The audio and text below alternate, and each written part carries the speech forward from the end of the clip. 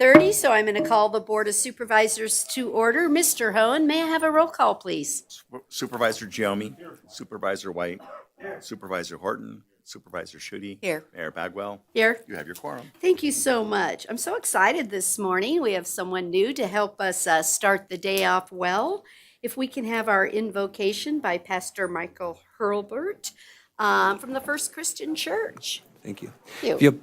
If you'll pray with me. Father, we just thank you and we pray for grace in this time. We thank you for the beautiful day and the wonderful community of Carson that we get to live in and serve.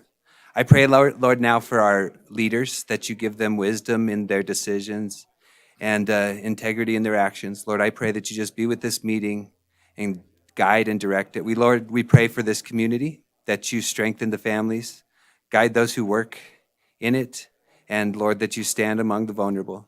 Father, we just pray right now as we gather that you help us to remember that leadership is stewardship and that you help us to be good stewards of what you've entrusted us with. Father, it's in your name we pray. Amen.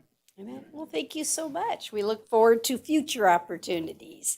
If you'd all help join in the pledge, Mr. Yu, will you lead, please? Of course, my pleasure. I pledge allegiance to the flag of the United States of America and to the republic for which it stands, one nation, under God, indivisible, with liberty and justice for all. Thank you so much. Okay, we're now on opening public comment. I'll see which one you want. Miss Preston, you put 1-2, so I was like, yes, I was like, did you want one? Okay.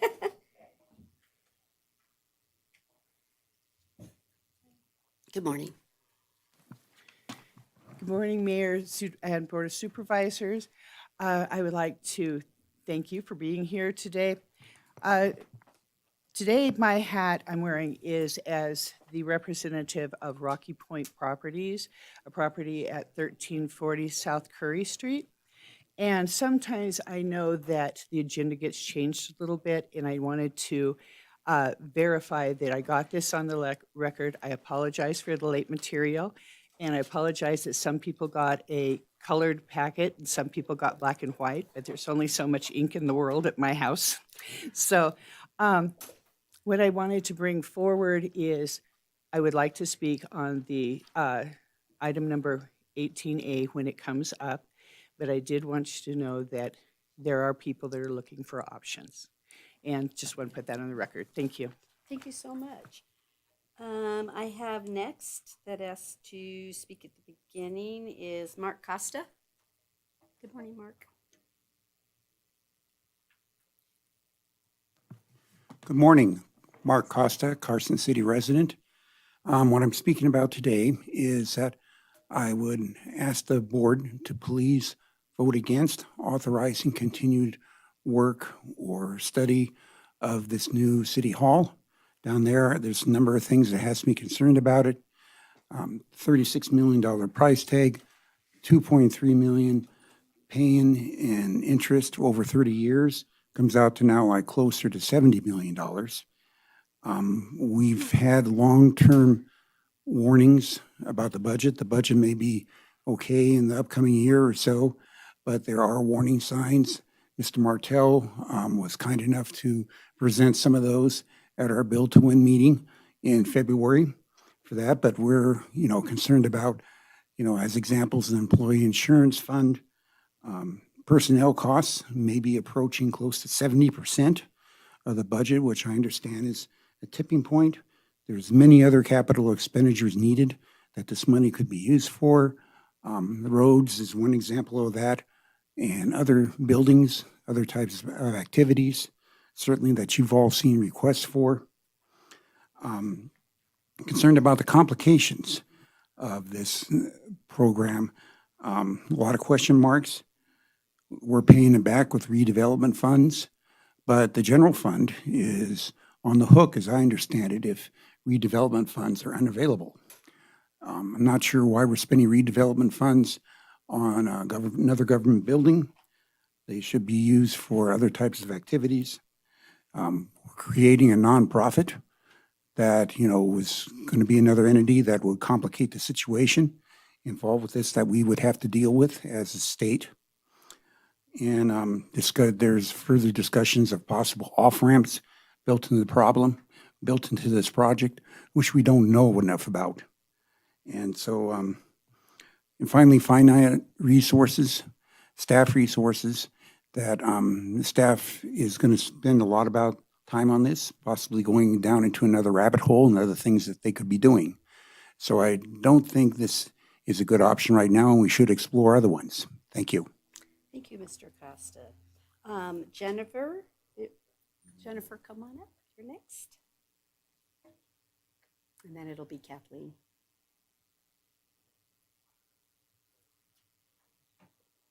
Oh, two Kathleens. Sorry.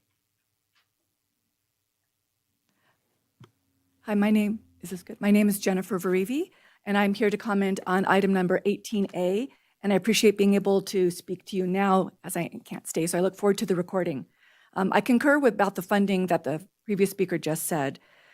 I feel like with number 18A, you all are in a bit of the middle, right? It's critical as part of your role to work with staff, but you were elected to represent us, the public.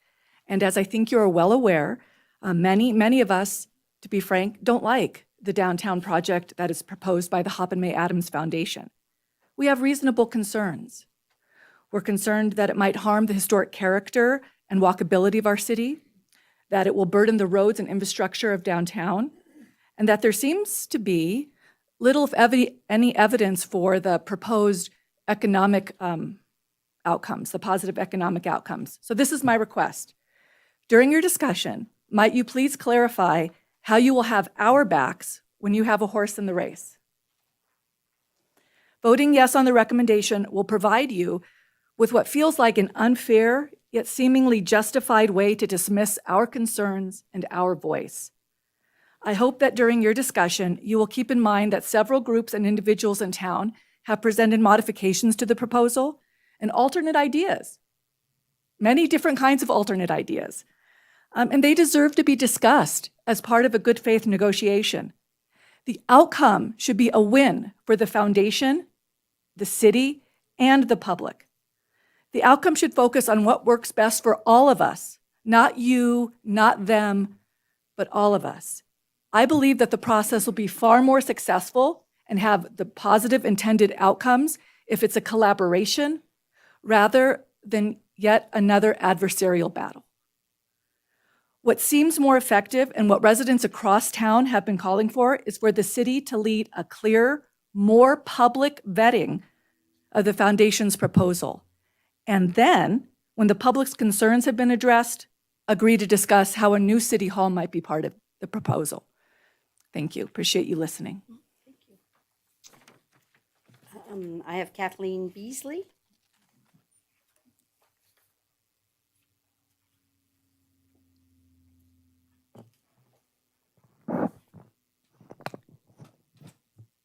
My name is Kathleen Beasley, and I'm a resident of Carson City. I have submitted written testimony about item 18A, but I want to emphasize 4 key points. First, the proposal to use redevelopment funds depletes the city's ability to use incentives that attract real economic opportunities and address truly blighted areas. It also gives you the ability to hire Mr. Metcalf to build your city hall without competitive bidding, to buy land from Adams Foundation without using the free market to get the best price, and to sell the current city hall directly to Mr. Neighbors without accepting bids from other buyers.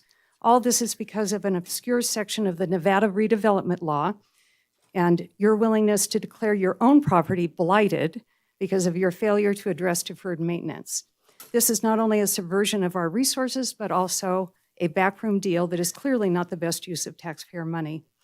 Number 2, as the prior speaker just said, all of this is made worse by a lack of transparency. For 2 years before February 2025, the Adams Foundation worked with the city to create and refine this plan.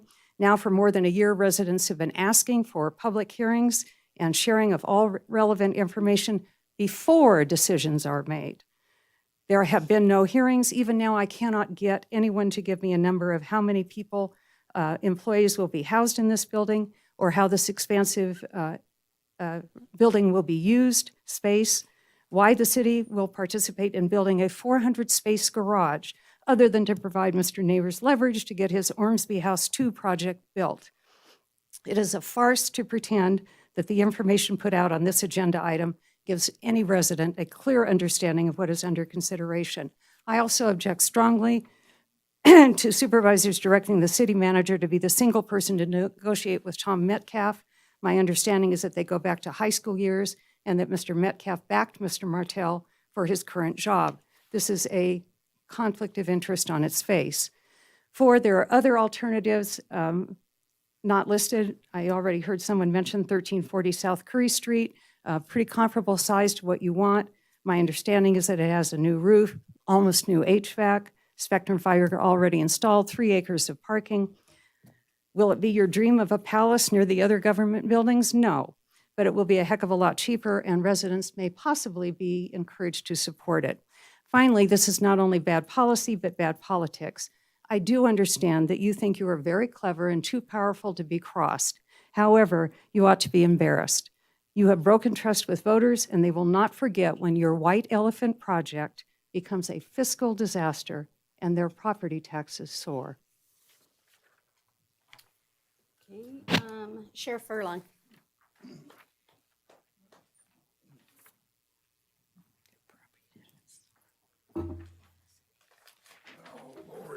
Thank you. Good morning, Kenny. Oh, come on over here.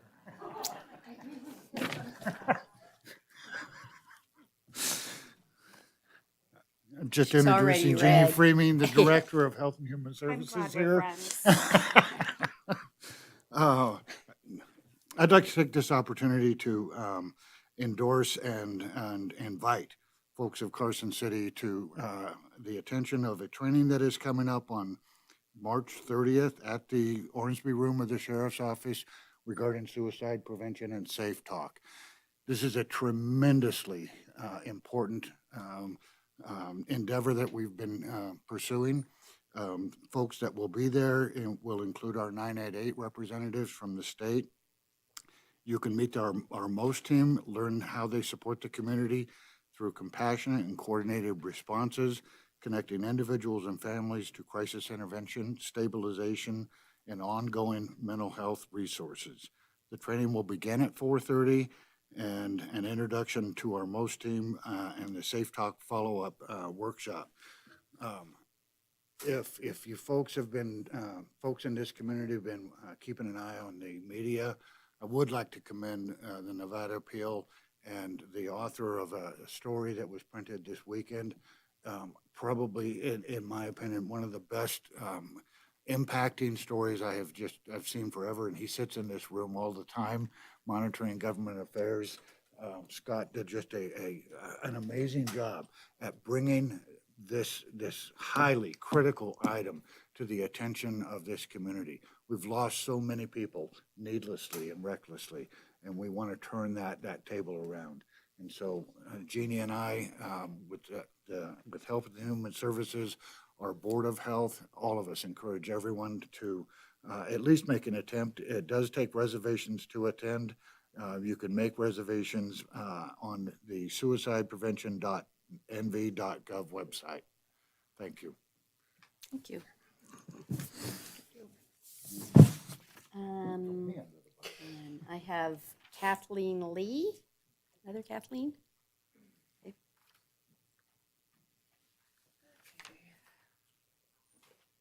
Let's see where my notes are here. Here we go. All right, my name's Kathleen Lee, and I am a resident of Carson. And I think the Board of Supervisors have proven they don't follow the principles stated in the Lincoln's Gettysburg Address. This is government of the people, by the people, for the people. Your voting records have proven that you are all autocrats. You have no morals. You continue autocratic behavior is disgusting. And I don't get it. I mean, you've checked out. The minute you got reelected, you checked out. You don't care about the city and what we want. I have called you on a situation, you disregarded it, and then you never call me back. We have money that can be spent on our roads You build house after house after house. They get nice roads, but yet we that lived here 20 years are dealing with crappy back street roads but you want to spend money on a new city hall. You want to build new buildings. Why? What for? What purpose? We have how many empty buildings sitting around here that you could be using? But instead you want to spend our money that we put out to build these frickin' buildings that you keep going on and on about. It's a waste of money. It's a waste of time. And you have not proven to anybody yet. And we've all keep telling you we don't want it. But yet you keep throwing it down our throats. You're wasting our time. We have to come to these meetings to keep telling you we don't want it. We don't want it. But yet, here we are. You're still pushing it, still saying we got to build it. We don't have, there's 3 frickin' hotels on the north end of town all next to each other. 3 of them. What for? Why do we need another one? Why do we need a new city hall? What's wrong with Ormsby House? They have a parking garage. You can turn that into a city hall. It's already been sitting there for 20 frickin' years and not been used. But yet you want to build something new and waste our money, our taxpayer money that you want to raise our taxes for. I think it's wrong. You've all checked out. And when election time comes up, we're going to remember. Okay, I'm sorry, I can't read your writing for the last name, but hopefully there's only one Richard. Okay, is that you? Okay.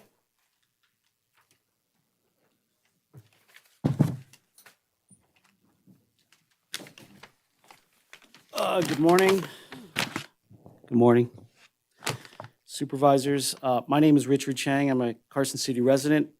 I'm here to oppose this proposal, and I want to be very clear why.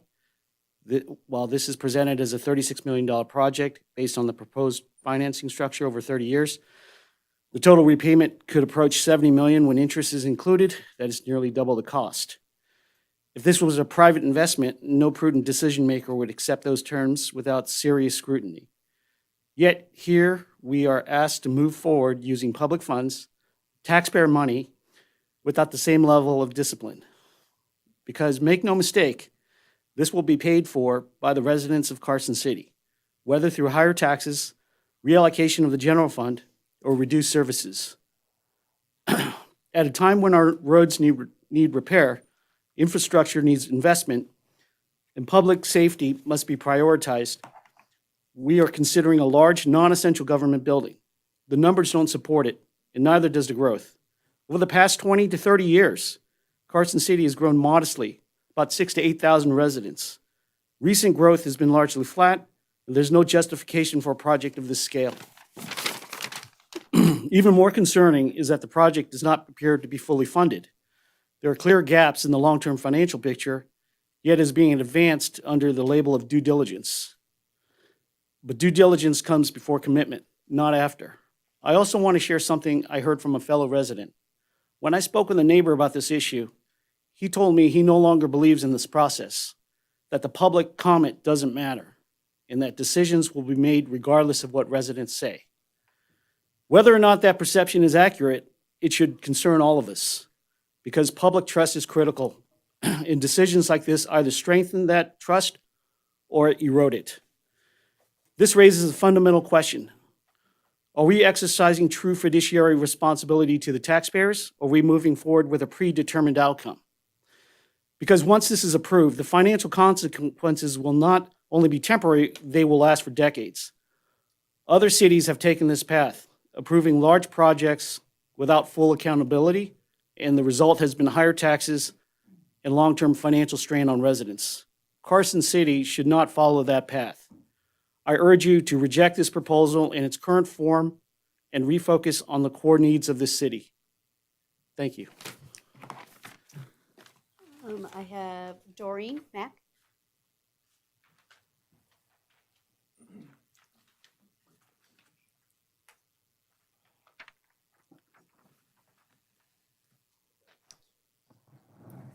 Good morning. Can you hear me?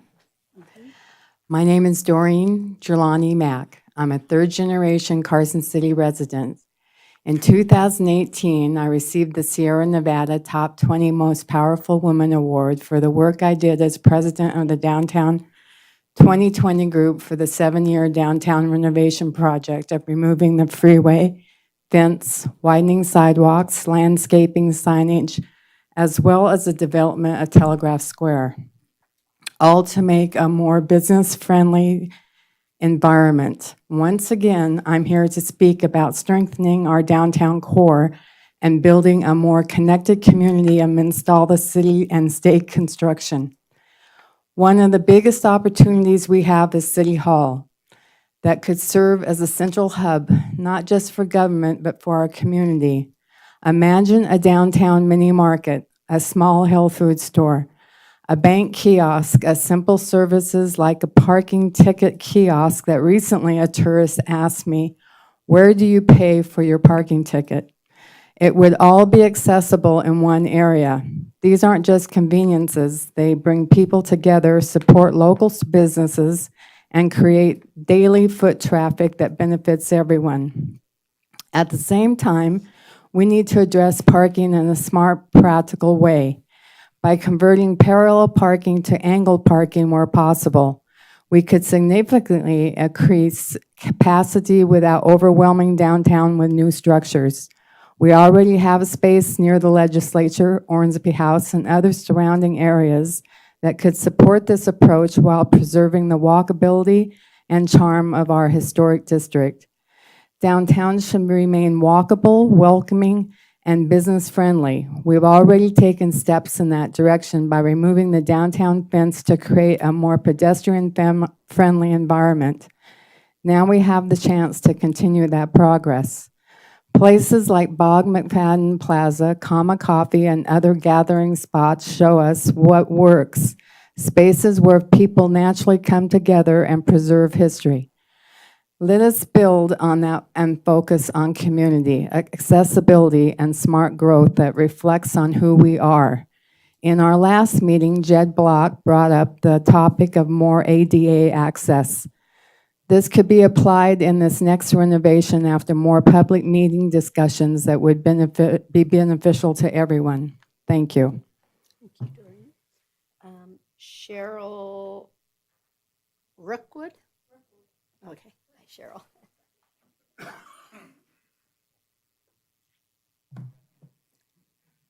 Good morning, everyone. My name is Cheryl Rookwood, and I'm a resident here of Carson City. I want to speak about item 18A, and I echo what a lot of people have said about the issues and our concerns. I oppose the potential public-private partnership with the Hoppin May Adams Foundation for a new city hall.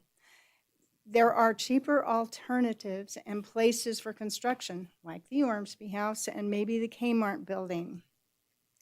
A 45,000 square foot city hall with expansive executive offices and a new boardroom does not seem that it is needed, and a costly expense that the tax base in Carson City cannot afford. Also, we are now at war. We have no idea of what's coming the next few years. That uncertainty, along with all the costs that are rising, making a commitment to a huge long-term debt, I feel is irresponsible. The Hoppin May Adams Foundation can finance their buildings on the land that they own. It should not be financed by the city or by us, the taxpayers. Thank you for your time. That's all I have signed up for open. Oh, I'm sorry, you put it for item 18A, so I thought you were going to do it at the item. You're more than welcome to do it now. Heather Coe. And I'm really tired of coming here when you only answer to Tom Metcalf's and to Mark Turner's, the people that help donate to your campaigns. I would love to see you guys, just for once, hear the people and put what we want first. This is one of the most irresponsible projects ever. You're going to put us in debt. This will fall on the taxpayers. This is something that should be going on the ballot and voted for. This should not be a decision made by you guys when it's a want and not a need. You did that with a gas tax because you told us you couldn't afford to help pave our roads. I sat here and I watched Catherine Rodriguez cry her eyes out when she lost her daughter. All she wanted from you guys was some extra added lighting. And not one tear was shed by any of you, which really says everything. But you told her you didn't even have money for that. But you're very happy to spend our tax dollars when it comes to someone like Steve Neighbors and cater to all the developers that donate to your campaigns. You guys really need to rethink this. This is going to be a burden on not just the people right now, but our kids. This is a very bad decision, and I hope you rethink it, considering it is a want and not a need. Thank you. Okay, I don't have anyone else. Oh, did you want to come? Sandra? Sandra Owens, excuse my voice, I lost it. Ironically, we probably all feel like we've lost our voice through this process, but I just want to say, I want to echo what Heather said. When the city asked voters to approve a 0.5% tax increase, it was put on the ballot. So I'm struggling to understand why a project involving tens of millions in long financial obligation is not being treated at the same level of public approval. If this is truly a good investment for our community, then not bring it to the voters and make that case transparently. Instead, what we're seeing is a complex shifting of funds, layering financing, and a proposal that appears to support a larger private development that the public has not been fully shown and asked to weigh in on. That raises a fundamental concern. Are we solving a clearly defined public need, or are we being positioned to financially support a broader project that demands on public dollars to move forward? Because when the public carries the risk, the public should have a voice before that commitment is made. And right now, that opportunity does not appear to exist. If everything about this is above board, then it should be strong enough to stand in front of the voters. Thank you. Do I have anyone else? Let's go up together. That's what I did to Jeannie. I saw that. Go ahead. He likes to be last. It'll be a long, go ahead. Yeah. Thank you. Good morning. My name is Leanne Sarman. I'm a native resident of Carson City in many generations, but I just have to say, I sent in a late submission, so I apologize, but I'm going to try to summarize some of it here. I'm shocked, to be honest. I'm really shocked that this agenda item of such importance is brought to a vote so quickly without a single public hearing. We learned about this first last February, where many of us spoke, and we were extremely, and it has been iterated over and over in consistent requests for public involvement in this decision. I mean, and we are always told, it's like we come to meetings and we want to speak to them, oh, you're too early. We haven't made any decisions. We're not finalized. We're still looking at the data. We're still doing our studies. We even, at Mr. Martell at a meeting just a few weeks ago said, we're not ready to present all of the space needs details and everything yet. And yet, we're immediately put on the agenda for an approval. It's just, it's extremely frustrating and very disheartening. We, as people have said, we elect you to represent us. Not just the stakeholders and the experts, which we discussed at the little, we were talking, Mo and or you guys were saying that some experts have agendas, but we need to talk and listen to the ordinary people, the retirees, the young families, the small business owners. They need to be brought to the table on such a big decision like this. Our voices are equally important to those people. We are taxpayers and we deserve a seat at the table. It's so troubling that we're pressing forward in spite of being able to analyze the data and look at the studies that you've done. We deserve, to study that, convince us if it is truly the best decision to do this, which maybe it is, maybe it isn't, but convince us. If it is, you should be able to easily bring us to the table. You know, consolidated offices are not a necessity. We need to talk about the density of the downtown that's coming in with all the developments that are being proposed right now. I prefer to go to a single office to get my city business done with the parking space that's close by where accessible people and elderly can get right in there rather than a massive parking structure and a busy downtown with paid parking that's going to now, I think, impact the vitality of downtown and small businesses.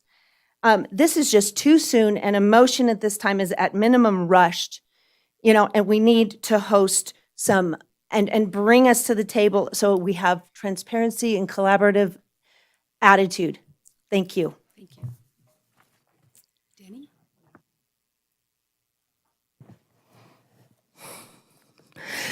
Denny French, Carson City. Thank you, Mayor.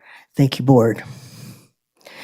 Today's testimony by the public has shaken up my little, let's bring up the fact that we're going to pay $100,000 for a 69-foot spike piece of art, or my concerns about the suicide and the suicides that continue to raise the count in Carson City as far as deaths, or the homelessness, or even the affordability to those that have finances of housing here.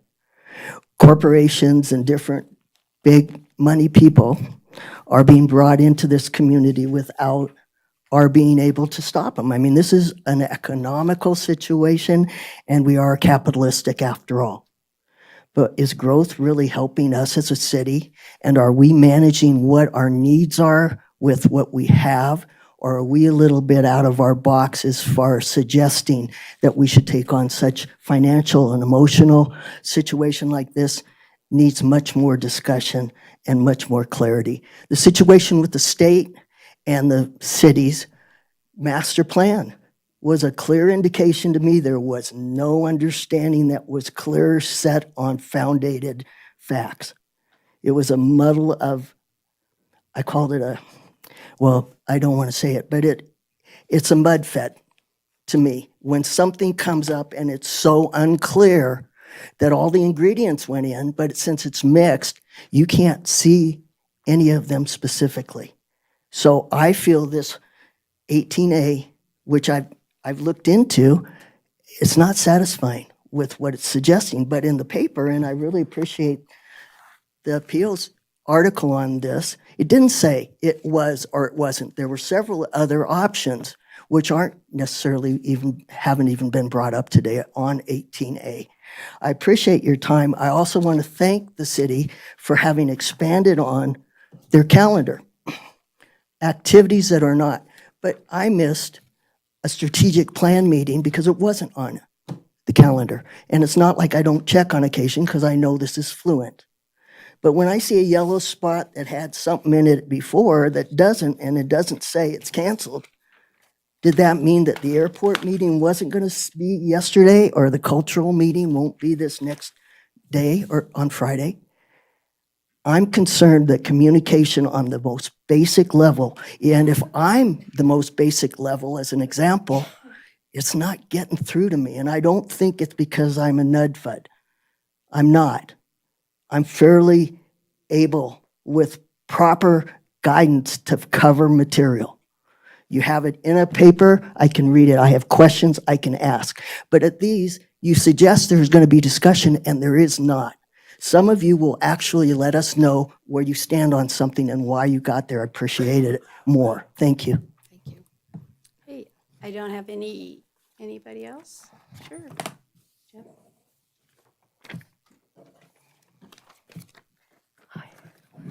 Thank you.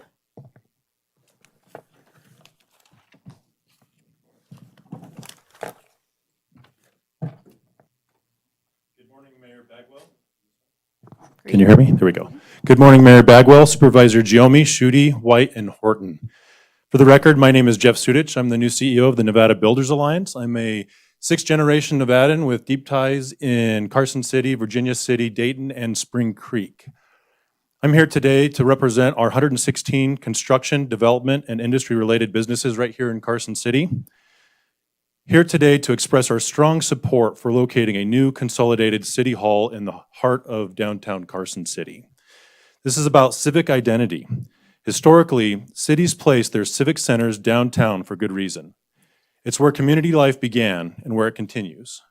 For Carson City, our state's capital, a downtown city hall isn't just practical, it's a visible symbol of accessible, transparent government. It's where City Hall belongs. This is about accessibility. Downtown is already the most connected part of our community. Major roadways, public transit, and pedestrian infrastructure. Consolidating city services there means every resident from every part of the city can reach their government in one place. That matters. This is about efficiency. Carson City's downtown already houses courts and key administrative offices. Putting City Hall there improves coordination across agencies, streamlines service delivery, and eliminates the inefficiencies that come with fragmented facilities. For our members, builders, contractors, developers, that means a more predictable permitting and approval environment. And a better permitting environment benefits the entire community. And this is about economic growth. Civic investment anchors private investment. A new modern city hall sends a clear signal that Carson City is committed to its urban core, attracting businesses, supporting walkable mixed-use development, strengthening the tax base, and creating the conditions for long-term economic vitality. This is a generational investment, one that will serve residents, businesses, and visitors for decades to come. On behalf of our 116 member businesses here in Carson City, we respectfully urge you to move forward with placing Carson City's new City Hall downtown. We stand ready to support this vision and to work alongside the city as plans progress. Thank you. Do I have last call? Anyone else? Sure, come on up. Thank you. Good morning. You have to push the button. Thank you. My first time. I'm Tony Thompson, a homeowner here in Carson City. I love this town. It's so charming. And I have to say that I understand that y'all feel a need and probably have a need to have a new city hall. I think the price tag is just unconscionable. I really would appreciate if y'all would consider doing something a little more fiscally responsible and still at least try to get there more gradually than a $70 million bang on the head. It's just too much. I can't bear the thought of this project, but I know you have needs, and I think your needs should be provided for, but not at that price. So thank you for listening. Thank you. Do you have anybody else? Okay, I'm going to close the public comment, and we're going to move on to the agenda for approval of our minutes. Did any member have any changes or corrections to the minutes? Seeing none, Supervisor Giomi, a motion, please. Move to approve the Carson City Board of Supervisors meeting minutes from the 19th of February, 2026 as presented. I have a motion and a second for approval. All those in favor, please say aye. Aye. Aye. Any opposed, say no. Let the record reflect it was unanimous. Thank you so much. We're now on to our special presentation. So would you join me on the floor as we celebrate our employees?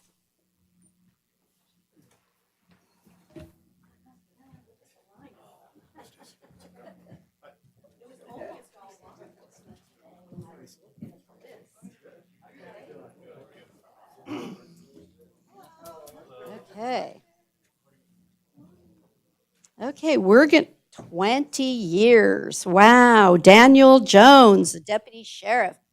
20 years. Come on. Had to sit outside?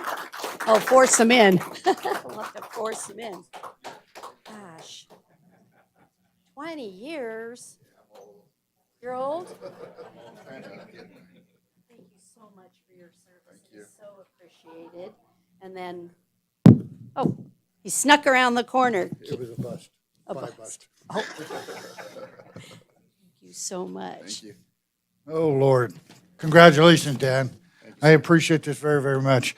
You know, Dan is an advanced certified officer here in Carson City. He does much of the training for the new officers that we hire here. He's also a veteran of the United States Navy, right there, and a jiu-jitsu expert. Very, very proud of him. Dan actually started as a reserve deputy. How many of the folks have come into our organization? I couldn't be more proud of you, and I hope for another 10 years. You got this? All right? We got to ask you. Congratulations. But did we get a yes? Did we get a yes? He's staying. I got him. Oh, you're not going anywhere, buddy. Okay, we like that. Okay, how about Lauren Essinger, Deputy Sheriff, 5 years? So we get to say 25 more. She's got to keep up with Dan over there. Yeah. Thank you so much for your service. It's so appreciated. But you didn't hear, right? You get a 25 years because you got to keep up with Dan over there? We're getting yeses, you guys. This is good news. Deputy Eisinger worked every place in the department and actually works in one of the most critical areas that we have officers assigned, and that's our school resource officer program. Just a fantastic mentor and relationships with the kids in this town, and that's such a long-term investment. Not only that, where's your dad at? He's at home. We enjoyed a father-daughter officer relationship with Douglas County. We couldn't be more proud of Lauren. Thank you. Did I do that right?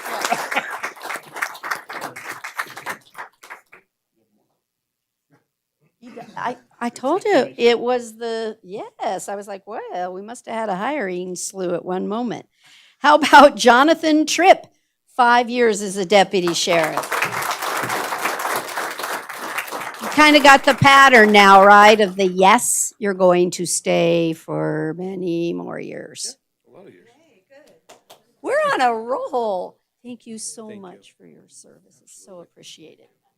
Oh, Lord, there's lots to talk about here. Started as a reserve with us.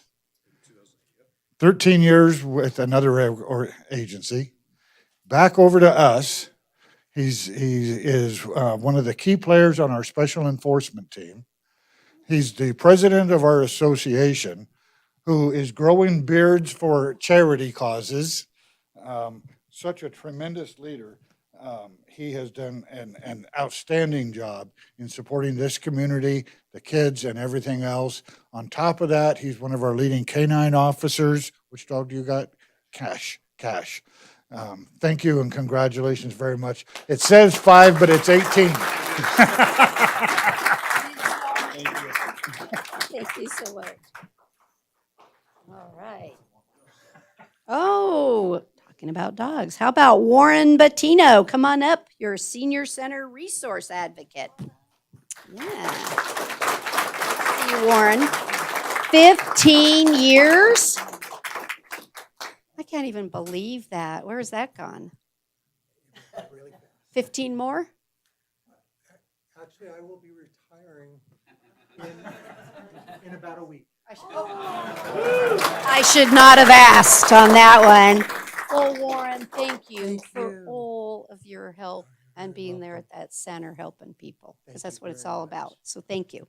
Courtney. So Warren, I don't think he's ever met somebody he didn't enjoy working with. Just had an incredible compassion, an incredible heart. Didn't matter what challenges or problems they brought in front of him. He was a problem solver and took above and beyond in terms of helping people. He truly cared. He has an incredible heart. We're sad to see him go. We can't get another 15 years, Mayor. I tried. But can't even get a year. We got a week. But we're honored to have you for 15 years, and you've made an incredible impact to our senior community and all of that you've served. So thank you, Warren.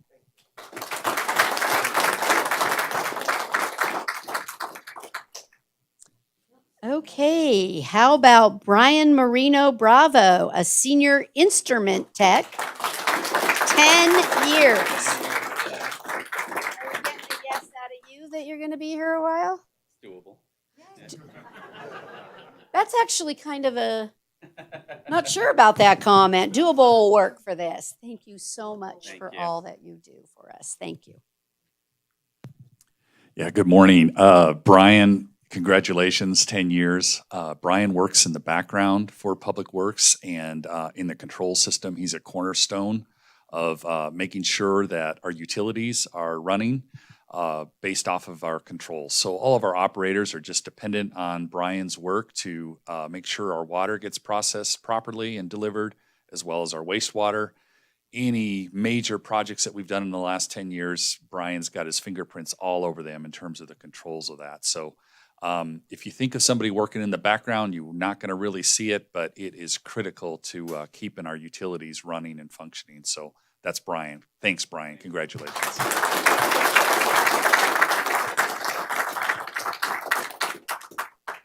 Okay, and then we have David Thomas. Oh, our parks maintenance worker. 10 years. That's a support group. That works good, though.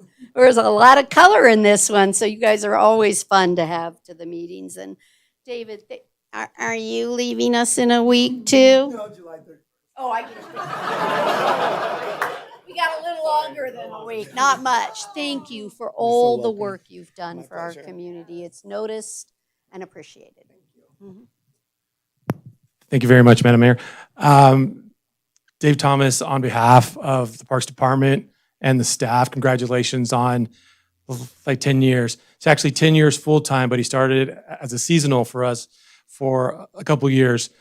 Interesting story how he came about to us. He had a friend who worked for the city, and I got to know his friend. He came up to me and he says, "Hey, I got a guy looking for like work." We had an opening as a seasonal, and I'm like, "Okay, what experience does he have?" And he's like, "Well, he's been selling cars for 20 plus years, and he's been the top like salesman, and he's also in my band." And I looked at his friend and I said, "I don't need a lead singer. I need a park maintenance worker."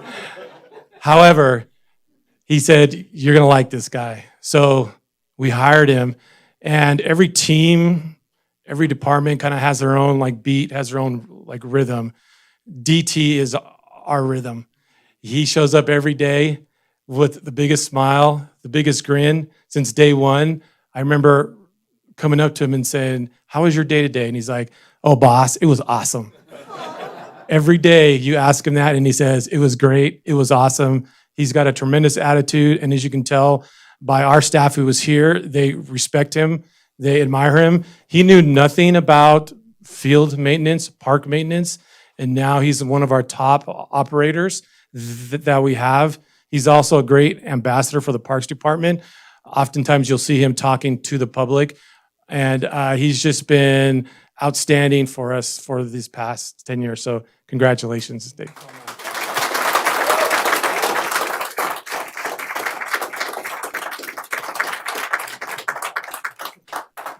All right, now you see the other uniform, so you'll understand this one. How about Joshua Adams, firefighter, paramedic, 5 years? Okay. Please tell me we're getting a yes that you're going to be.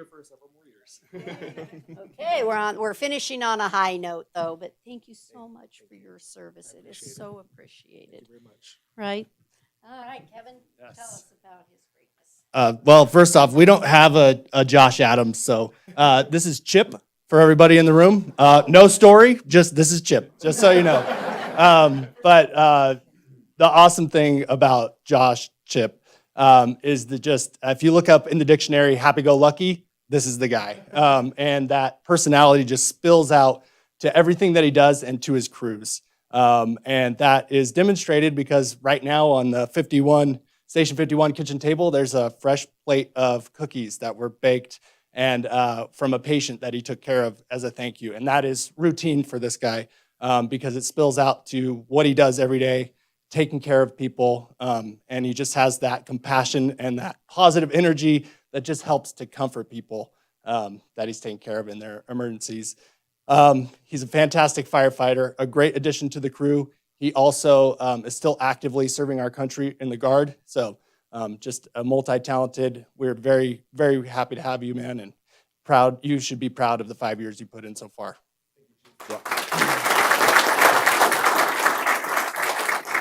Okay. Well, we're going to have to figure out how we squeeze a little bit and everything because I'm seeing, some to go behind. But we also at this time love to invite family and friends and coworkers that want to share in the joy of their friends, I guess, right? Family, everything. So come on up and get in the picture. Come behind. We love to post these. Come on. Come on and do it. It's worth it.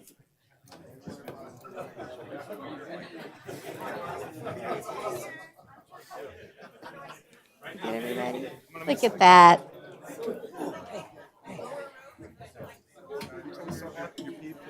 He might be as tall as me then.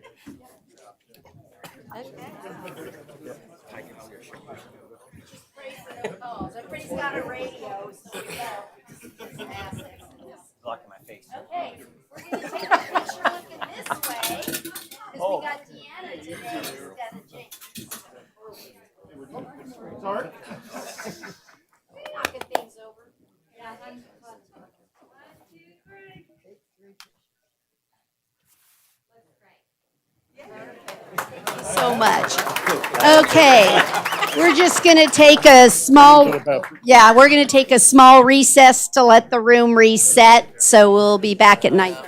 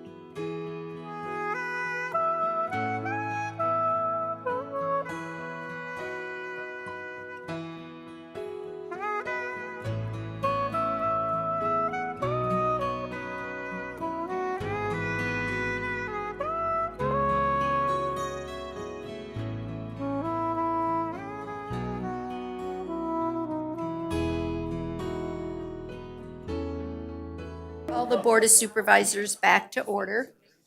We are on the consent agenda, and item 10A will be removed from consent and discussed as regular order. That's the only one I had, so Supervisor Giomi, a motion, please. I move to approve the consent agenda consisting of item 8A, 9A, which includes resolution number 2026-R-7, 9B, 9C, 11A, 11B, 12A, 12B, and 13A, all as presented. A second. I have a motion in several seconds. All those in favor, please say aye. Aye. Any opposed, say no. Let the record reflect it was unanimous. We're now going to hear agenda item 10A. This is a proposed resolution accepting the dedication of right-of-way common for the streets known as Dime Avenue, Kona Avenue, and portions of East Robinson Street and Harvey Street.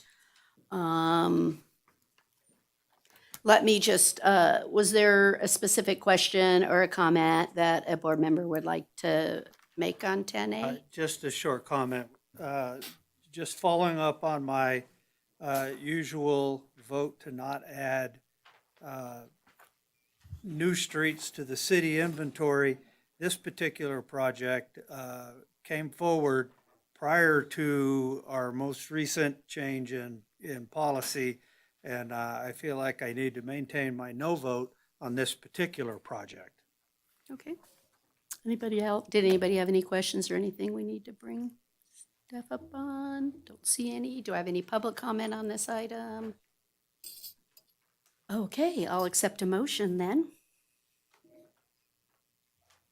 Supervisor. Yeah, I move to adopt resolution number 2026-R-8. I have a motion and a second for approval. All those in favor, please say aye. Aye. Any opposed, say no. Let the Oh. record reflect the 4 yeses and 1 no by Supervisor White. Thank you. Stephanie, would you ask IT to fix the, thank you. Okay. We are now on to agenda item 15A. Make sure I'm in order here. This is discussion and possible action regarding the Carson City Airport Authority on their capital improvement plan. You're not Corey, though. I'm not Corey.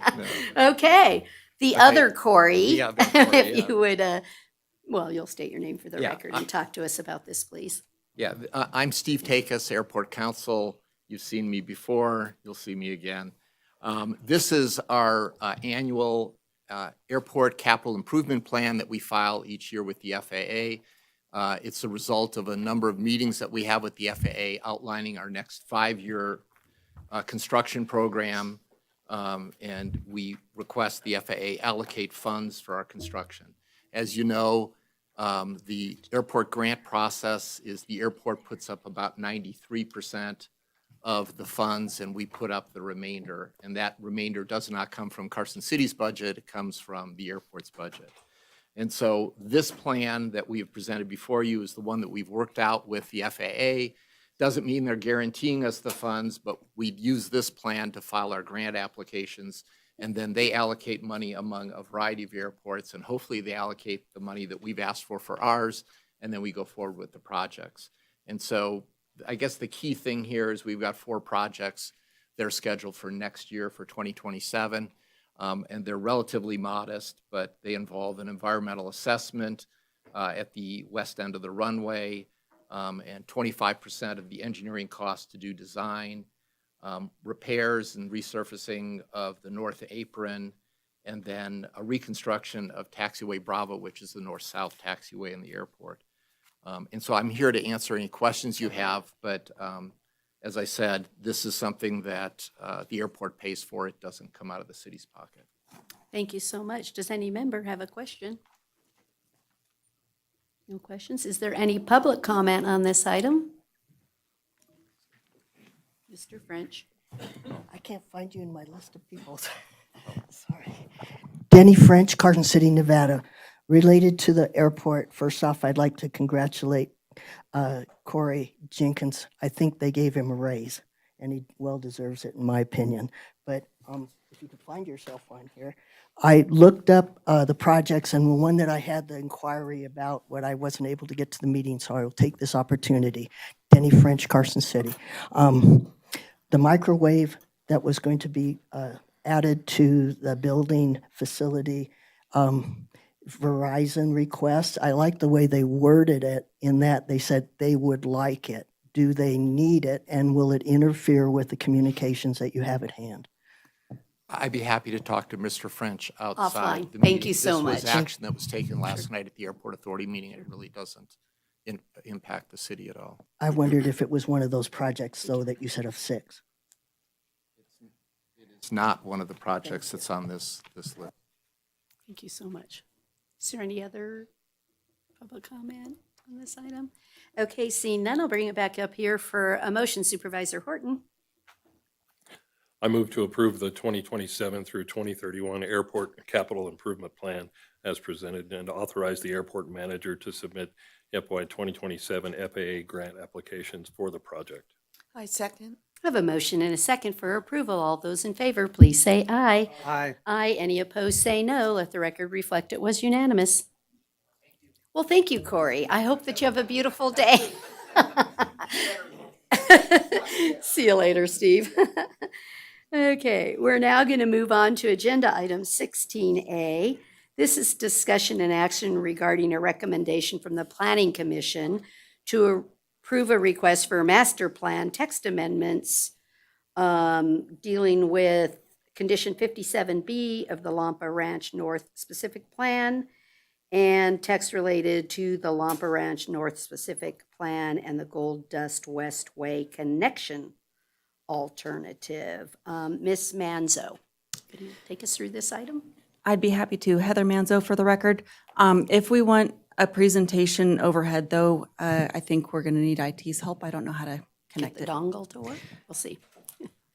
However, so this project, our master plan amendment was initiated by the board in January of this year during the annual master plan review. And the Planning Commission reviewed the master plan amendment itself in February and is recommending to the board approval of it. What the amendment entails is an amendment to the Lampa Ranch North specific plan and conditions of approval related to the plan. Because the SPA boundary on the west side of the freeway is separated from William Street by private property that's outside of the SPA. So because of that, there's a requirement in the SPA and the conditions that were approved for the SPA to require a full public access to William Street from the specific plan.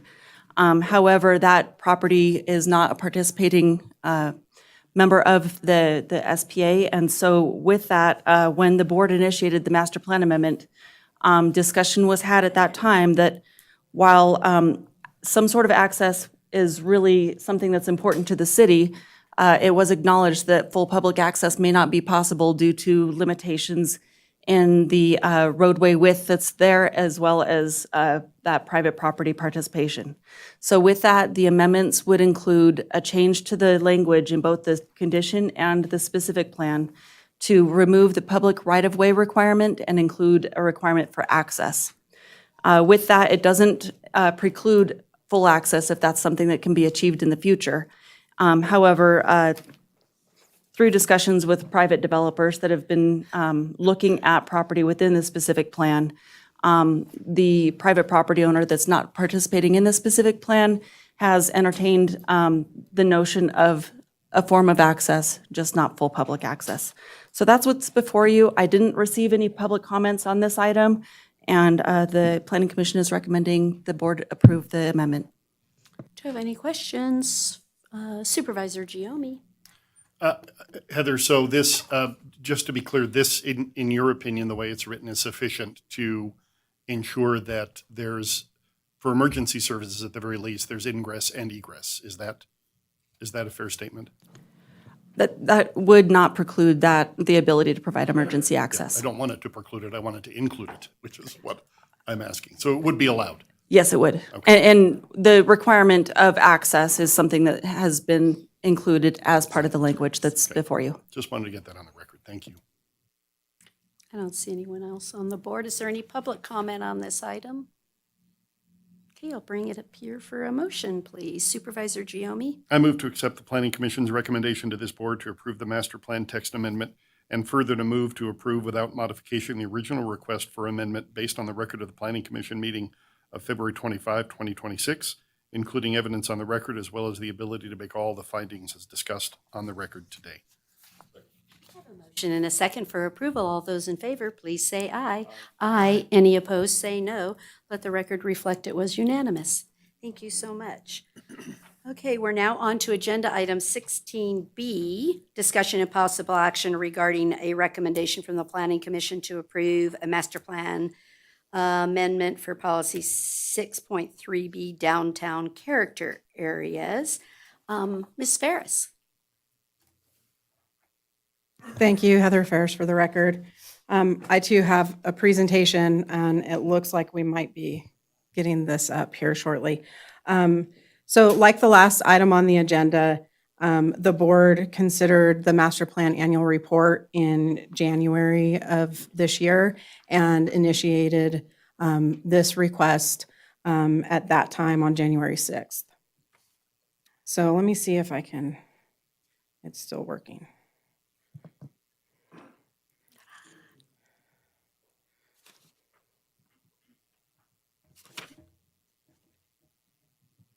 Computer's frozen. So as currently written, the master plan policy 6.3B incorrectly states that the city does not have jurisdiction over state-owned properties. NRS 278.580 states that the state and its political subdivisions shall comply with all zoning regulations except for expansion of any activity existing on April 23rd, 1971. So we do have zoning authority over state properties. The master plan amendment would modify the text of policy 6.3B, recognizing that the city does not have zoning jurisdiction over those uses that did not exist on April 23rd, 1971. The Planning Commission considered this request at their February 25th, 2026 meeting and recommended approval to the Board of Supervisors with the let's see if I can get this to work now. It's frozen, right?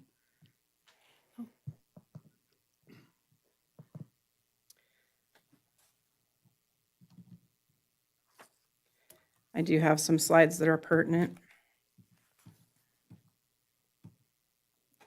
So as shown here, the struck through language would be removed based on the Planning Commission's recommendation, and the language that is bold and underlined would be added.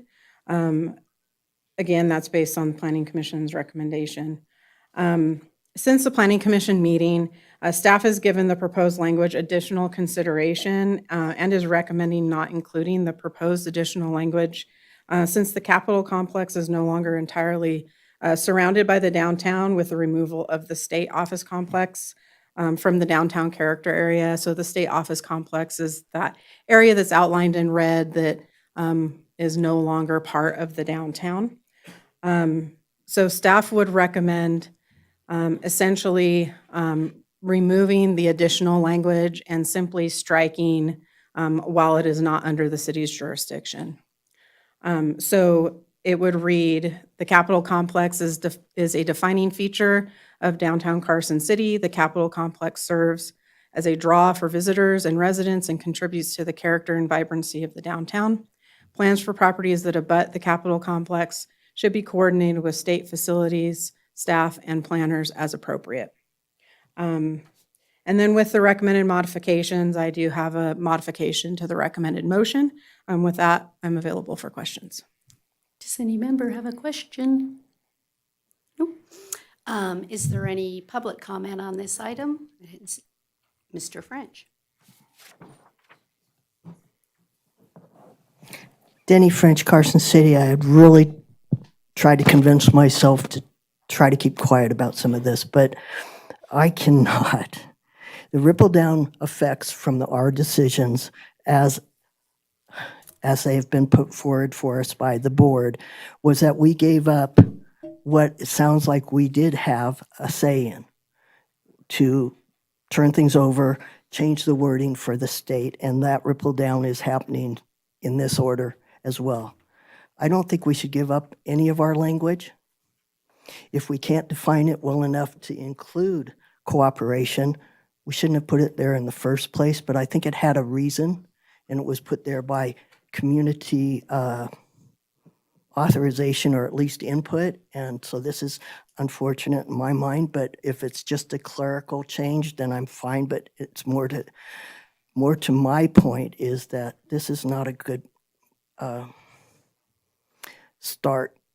I mean, it's a start of a denigration of our rights and our positions or our community's feelings. If this is the community's feeling overall, I'm fine. It hurts every time I see we change our wording of our master plan. It's flexible, I get that. This shouldn't be. Thank you. Thank you. Do I have any other comment on this item? Sure, Ms. Beasley.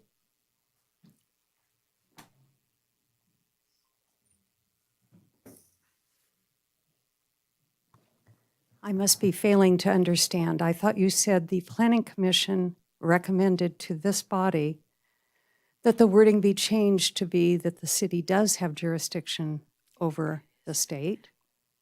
And now, even though that's what the Planning Commission recommended, you're recommending as staff that the supervisors not follow that, but instead just strike the wording entirely. Does that capsulize what you just said? The questions are all come up here. I'm sorry. Sure. Right. No, the recommendation is to clarify that it is under our jurisdiction based on the date. That was the original error that was in the master plan. And so this is correcting that and saying those buildings are under the jurisdiction unless it was prior to 1971. So that's what the statute requires for the date for jurisdiction. The part that they're saying to strike is because after the Planning Commission did this, we removed the property, a subject property from the downtown. And so Yes, to I be was here. consistent with that, so yes, the buildings would be under our jurisdiction based on the date, but we're striking the part that says associated with the downtown because that's not consistent with the prior action we took. Okay, so you're telling me that somewhere else, it still says that the city has jurisdiction, not in this particular little area, but you're telling me somewhere else in the master plan, it does say the words, the city has jurisdiction over By state. removing while it is not, Yeah. we're taking that out, so it is subject to the jurisdiction. Because somewhere else in the whole master plan, it says it is subject. Just taking it out just doesn't address it. It doesn't turn it around. So I'm not sure why you aren't doing what the Planning Commission apparently approved, which is saying it is under the city's jurisdiction. What am I missing? We're removing the not. That is what the Planning Commission No, recommended. you're removing the whole phrase. They did. They recommended that part that you're talking about, the Planning Commission.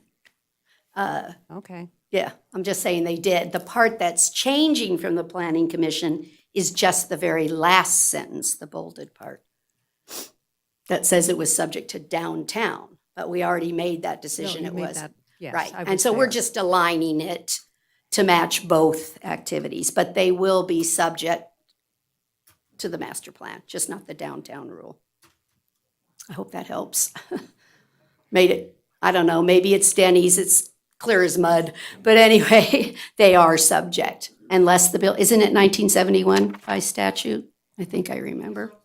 April 23rd, 1971. Okay. Yes. So if it's older than that, the revised statutes lets them off. They don't come to us. Is there any other public comment? Okay, I'll bring it up here then for a motion, which is on the screen. Supervisor Schutte. I move to accept the Planning Commission's recommendation to approve a request for a master plan text amendment, subject to the removal of the recommended additional language. based on the record of the Planning Commission meeting on February 25th, 2026, including evidence on the record as well as the ability to make all the findings as discussed on the record today. Is there a second? I have a motion and a second. All those in favor, please say aye. Aye. Any opposed, say no. Let the record reflect it was unanimous. Thank you for that. Okay. We're now going to move on to agenda item 17A, discussion and possible action to adopt on second reading Bill number 104, an ordinance revising various provisions of the Utility Ratepayer Assistance Program. Mr. Hone, may I have the title, please? An ordinance relating to utilities amending various provisions governing utility payment assistance under the Utility Ratepayer Assistance Program to revise the amount and method of assistance and providing other matters properly related thereto. Thank you so much. Mr. Razor, have we received any potential changes to this? No, for the record, Andrew Razor, Carson City Treasurer. No, Madam Mayor, no changes. No other changes than have been just slight recommended or clerical. done? Okay. Any member of the board have any questions? No? Any public comment on this item? Supervisor Giomi, a motion, please.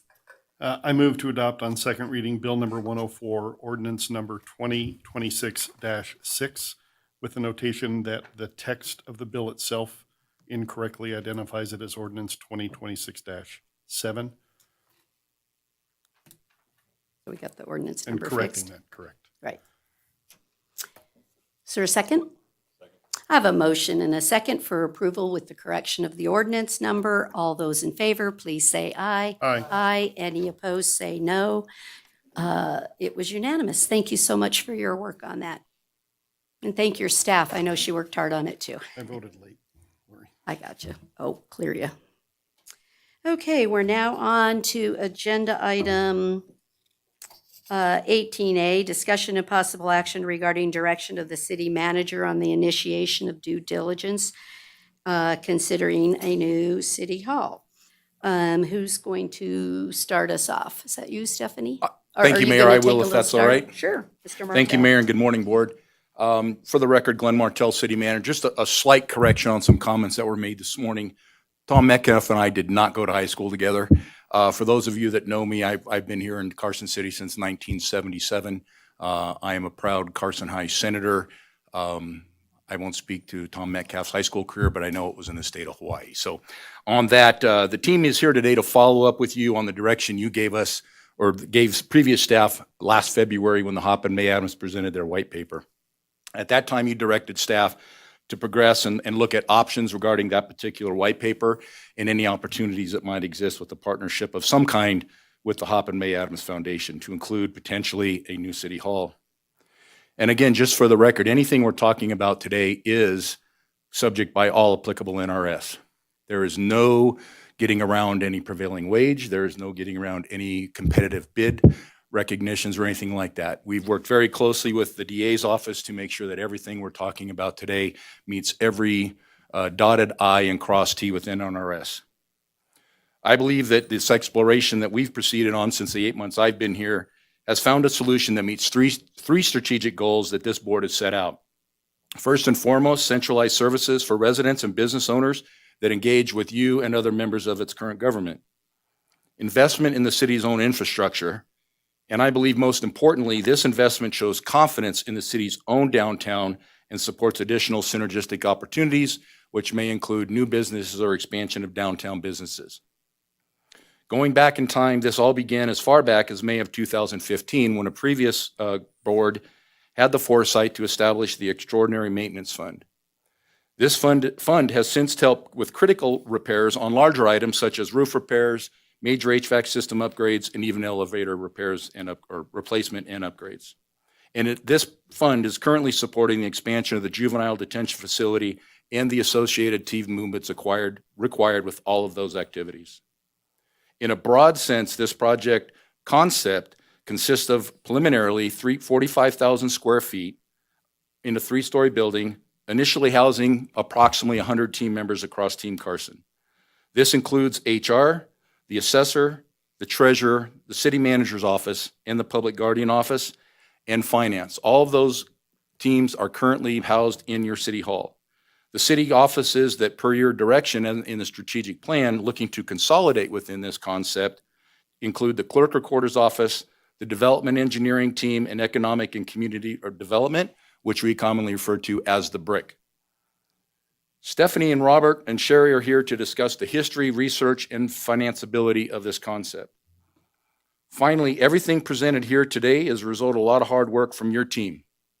That being said, we are here today to get your direction to proceed forward or not with all preparatory tasks associated with any necessary agreements, and it is subject to change based on findings and information that may come to note or be presented in the process of that due diligence for the benefit of Carson City and its residents. I'd just like to note, Mayor, too, for the record, as I said earlier, there is no getting around prevailing wage and there's no getting around the non-competitive bid process in this proposal or any other proposal we would bring to you as your staff. I would also like to clarify that there is no preset deal to sell City Hall to Steve Neighbors, the Hop and May Adams Foundation, or other entity or any other entity at this time. That is your City Hall. That is to be discussed if we and when we have to look at moving out of that particular facility. So with that, I'll hand it over to the team. Thank you. Welcome. Ms. Hicks? Good morning. For the record, Stephanie Hicks, Deputy City Manager. I'd like to start out our presentation this morning by providing you a little bit of background and history on our City Hall discussions. As Mr. Martell expressed, these conversations have been in the making for well over 5 years, and even longer than that if you go back to extraordinary maintenance. But as we discussed last month at the board retreat, the Board of Supervisors approved the Carson City Strategic Plan, the 2022 to 2026 Strategic Plan, in September of 21. And we're currently embarking on updating our plan for the next 5 years. At that time and during the planning process, there were discussions about citywide space need assessments, relocating the clerk recorder, and acquiring or leasing new office space to create a centralized customer service center. This is where discussions about the new City Hall began, and specific tactics were developed to guide staff in pursuing them. In July 21, staff explored a potential opportunity to acquire property at 600 East William Street, with all or part of that purchase being offset by an exchange of other city property. The office space at East William Street is significantly larger than the city property, and the idea was that additional space could offer new opportunities for growth and improve public service by consolidating the city's most visited offices into one central location. Robert will go into a little bit more detail about some of the properties that I reference here, but also others that we looked at through this 5-year process and why those properties ultimately we aren't bringing those forward to you for discussion today. In 2021 and 2022, staff pursued an owner's offer to acquire 3850 Arrowhead Drive, and that is the old Harley-Davidson building. At the February 25th board retreat, 25th, 2022, the Board of Supervisors and staff again discussed our real property and space needs, the need for relocating various departments and elected offices, and whether we were going to expand the current City Hall, lease property, or build new. And that included conversations regarding the 3850 Arrowhead Drive, as well as several other properties. The direction that was given at that time by the Board of Supervisors was that they felt it was very important for City Hall to remain downtown. At the September 1st, 2022 board meeting, the board was presented with an update of the city's space needs and options for addressing future space needs at the courthouse. Staff continued in 2023 and 2024 to explore other potential options, including the potential to build a new City Hall and parking garage along East Musser Street. That proposal from the Hop and May Adams Foundation was brought to the February 21st, 2025 board retreat for discussion. And as a result, staff was directed to start meetings and discussions with both the foundation as well as the state of Nevada to explore whether that proposal was feasible. Over the past 5 years, we've come to the board 5 times to discuss these different space needs and different conversations, not including those that were specific to the courthouse. We've had several other conversations that were specific to the courthouse space needs. So as I said before, The conversation regarding this has been well in the making for over 5 years, and that brings us to this meeting today. So going back to the February 2022, when we had the discussion with this board about the possible locations for the new city hall, the board made it very clear that downtown was the preferred location. I think Mr. Sudich from Nevada Builders Alliance actually brought up some of the key considerations that I wanted to discuss with you this morning about why downtown. Why is that an important location for our city hall? The existing city hall is currently located downtown, and that puts us in close proximity to the state capitol, the legislature, and other state buildings, which makes coordinating with those entities easier. City Hall should be placed in the heart of civic life. It is its civic center. The new City Hall is also envisioned as a cornerstone of downtown revitalization and designed to enhance economic vitality, attract visitors, and improve lifestyle amenities among our Carson City residents. Downtown areas are usually the most accessible parts of a city, with public transportation, major roads, and pedestrian infrastructure. And being downtown allows City Hall to be close to businesses, cultural institutions, and public gatherings. It will consolidate city administration, increase our operational efficiency, and provide modern, accessible space for public engagement and city services. There's also a symbolic importance to placing a city hall in a prominent central location, which reinforces its visibility and importance. A city hall serves as a symbol of local government and civic pride, and we are the state capital of Nevada. City Hall being downtown directly supports Carson City's strategic plan goals, including economic development by being the cornerstone of downtown redevelopment and revitalization, efficient government by consolidating our city services and increasing our operational efficiencies, quality of life by improving lifestyle amenities for all residents, fostering growth in our businesses downtown and providing accessible space for public engagement, and sustainable infrastructure. We often talk about we're not planning for today. The mayor has said we're planning for 10 years out, but in this case, we're actually planning out 30 to 50 years for our future generations. And that's an important consideration to make as far as having sustainable infrastructure for our future. One other thing that I just wanted to touch on was, in addition to being in alignment with the city's strategic plan, City Hall, located in downtown, is in alignment with the recently adopted master plan. Chapter 6 of the master plan states that the downtown Carson City is the heart and soul of the community. It also encourages us to seek public-private partnerships for catalyst projects and prioritize downtown revitalization as a key community goal. Goal 6.2, facilitating the revitalization of vacant and underutilized properties, really is exactly what we're looking to do here. And 6.2C encourages infill of vacant properties and the redevelopment of underutilized properties when adaptive reuse is not feasible. This goal supports opportunities to consolidate smaller lots where necessary to increase the viability of redevelopment, and it also encourages collaboration with property owners, developers, and the community to define the desired mix of uses and the parameters for larger redevelopments. Goal 6.2F encourages seeking opportunities for public-private partnerships on individual projects with the potential to play a major role in or serve as a future model for revitalization efforts. In addition, Chapter 5 of the Carson City Master Plan states that the city will continue to approach economic development opportunities using a collaborative approach that leverages available state resources and encourages cooperation between public and private sector and with other agencies and jurisdictions as appropriate. Goal 6.4 promotes revitalization and reinvestment in underutilized areas. And 5.4D promotes providing public services and public facilities necessary to sustain a high quality of life and attract business investment. Good morning, Supervisors. For the record, Robert Nellis, City Asset Services Manager. If I could direct your attention to your board packet on pages 232 and 233, there's a two City Hall options tables, in particular the checklist table that shows 10 criteria across 8 different facilities that were considered at one time through the history that Stephanie just went through with you. So I'll just walk through that really quick.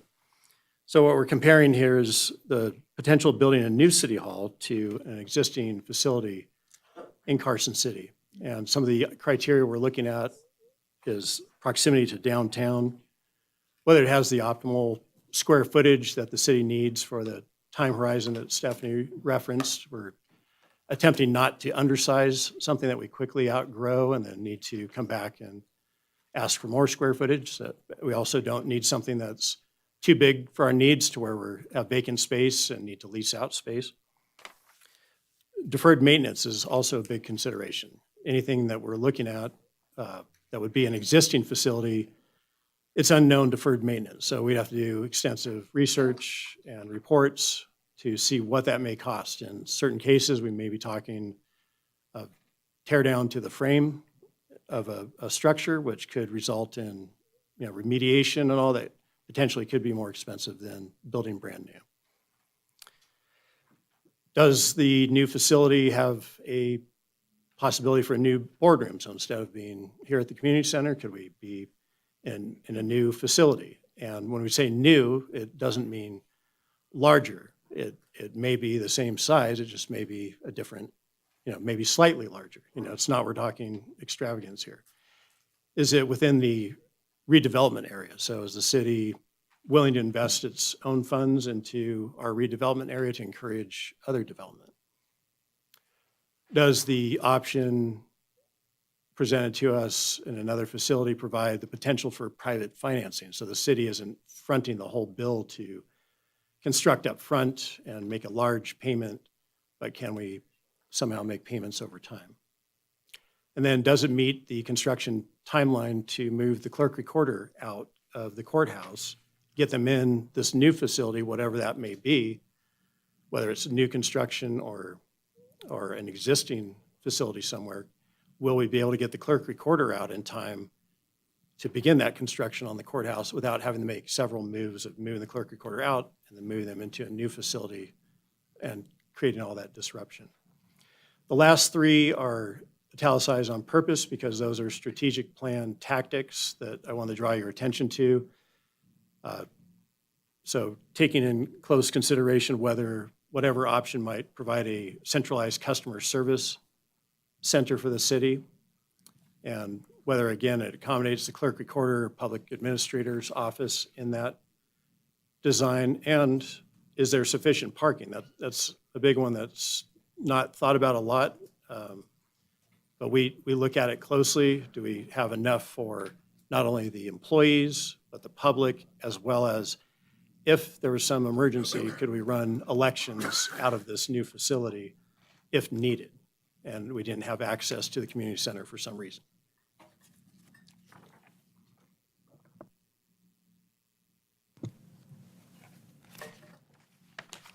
So why a new city hall? The current city hall is undersized, it's functionally outdated, and it's insufficient to meet our future operational needs. As most of you know, it was a former bank building that we essentially retrofitted to turn into a city hall, and this worked fine for many years, but now we need to look to the future. The board has approved the courthouse renovation project and the relocation of the clerk recorder's office, so we're on a time schedule to move forward with that. And right now, what we're looking at as far as the renovation work to begin, it needs to happen at the beginning of fall of 2027, so that's our drop dead date. We need to be moving the clerk recorder out prior to that date. So any option we're looking at needs to meet that. Hoppin May Adams Foundation has provided a build-to-suit option for us, so they'd be putting up their own land, own money to do that. And it does provide for a design for the centralized customer service center that's a strategic plan tactic. It also consolidates city administration, increases our operational efficiency, and enhances our civic infrastructure. So with an option like this, we would be building or investing in our own long-term ownership of infrastructure, not lease space where we never recoup those funds. If we receive your approval today to move forward, there are several movements that would happen with other agencies that are critical to success.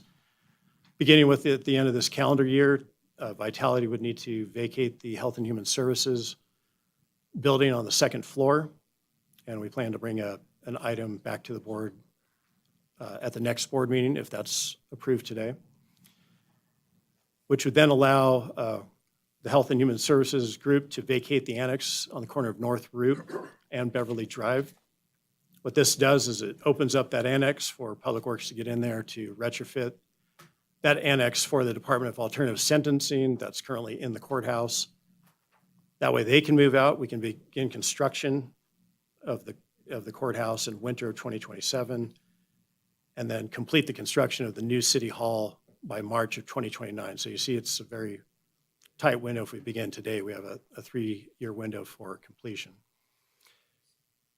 In the spring of 2029, the clerk recorder and the brick offices would then move to the new City Hall, which would then allow the public defender's office, currently in lease space, to move into the brick building, which we would retrofit for their needs.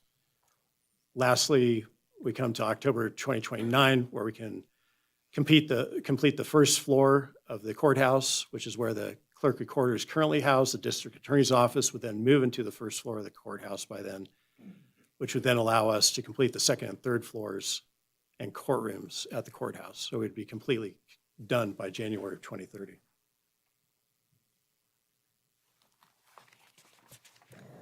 So last but not least, I'm Sherry Russell. I'm the Chief Financial Officer for Carson City. And so I first want to say these are very preliminary estimates. I never want to be short on funding. And so we estimated a $36 million investment in this project. That is not to say that it will come in much lower. We haven't done bids. This is a very preliminary estimates. I believe it's very conservative, so I do believe it will come in lower. We plan to own the land and the building. I saw some of the public comment were concerned that we would be leasing forever. At the end of whatever happens here, we will own the land and the building. And there are no new taxes expected as part of this, this proposal. So those are some of the things I read in the comments that I wanted to make sure to address right off the bat. And again, as we're looking at this, we don't have any estimates or bids coming in yet. So so for financing, it's all just can we do it and how can we do it? And so we looked at a geo bond and a revenue bond. Those are obviously our cheapest methods of financing.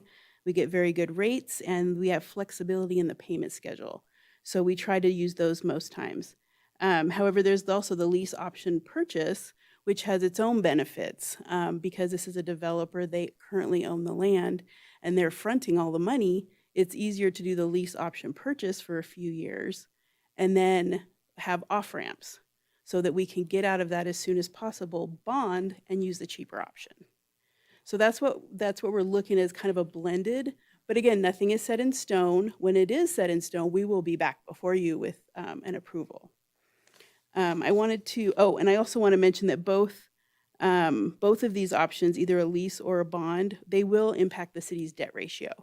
If we pay money for something and we own a building at the end, it is debt one way or another. So, that will impact our debt ratio. And it will have to be approved by taxation, the Debt Management Commission. It has to go through all the steps for either of these processes. Can I ask a question? Where are we on debt ratio right now? Can you just? We are like 50%. I mean, I think we're actually under 50%. Very favorable. Yes, very favorable. So now I want to direct your attention to the last page in your packet, 234. It is a schedule. You saw this during the February 2025 presentation. I have updated these numbers. But the top section is our potential revenue, the potential funding for all of these projects, and then the potential expenses. And so I'm going to focus on the revenue for just a second. As discussed by Mr. Martell, the Extraordinary Maintenance Fund is the first on the list there. We do have quite a bit of savings in there, which we've been anticipating because we knew we were going to have to remodel this courthouse at some point in time. And so money has shifted a little bit, but I'll explain that in a moment. And then every year it's funded by a little over $1 million. We fund it by 5 cents of property tax. This is NRS 354.6105 is how we have to spend these funds, which is all facilities, maintenance, and equipment in excess of 5 years. We cannot spend this money on roads. We cannot spend this money on salaries. It has to be spent on, once we put it in there, it has to be spent on facilities and capital over 5 years that the city owns. The next funding source is the Redevelopment Revolving Fund. And we have been saving a little money in there because just recently the courthouse is in the redevelopment district. So we've decided to spend this money for the courthouse and use the Extraordinary Maintenance Fund to fund the juvenile facility. So they kind of just swapped, which is fine. We're allowed to do that. So the redevelopment fund, we are focusing a lot of that money on, like I said, the courthouse. And then as we do the city hall, the purpose of that money will shift. But I have here undesignated, which is projected for the next several years. Again, this is very, very conservative. I expect those numbers to come in a little higher. We have a little bit of general fund, and let me talk about that now. So the redevelopment districts are going to sunset in 2031, the first district, and then the second district sunsets in 2034, meaning the money will be allocated back to its normal tax base. It'll go back to the general fund, it'll go back to the capital fund, senior center, the normal distribution for our property taxes. So that carve-out rate will be gone and it'll go back. And so as it is sunsetted or dissolved, there will be extra money in the general fund. And so we're proposing that whatever payment we're making is going to be split between the general fund and redevelopment for a couple years until both sunset, where that payment will come all out of the general fund. So, let me just stop there. The last thing I have here is the $36 million bond, or whatever that bond will be based on the cost. If you go down to the expense section, there's $18 million for building it. So that really offsets the project bond will be spent on the city hall. It's just an in and out. The debt service payment is where we'll get into that in a minute. But you can see here I have expenses for the courthouse split over 3 years. And then I've got all the vitality moving and alternative sentencing, all the movement there. The juvenile facility project is already in development right now, in design. And so I've got that money potentially being spent during construction next year in 2027. The public defender's office, again, it was mentioned that is leased right now, and they currently need more space. So we're looking at a second lease, which is going to be about $110,000 a year. Now this is reimbursed by DIDS, to be fair, but still, that's still tax money.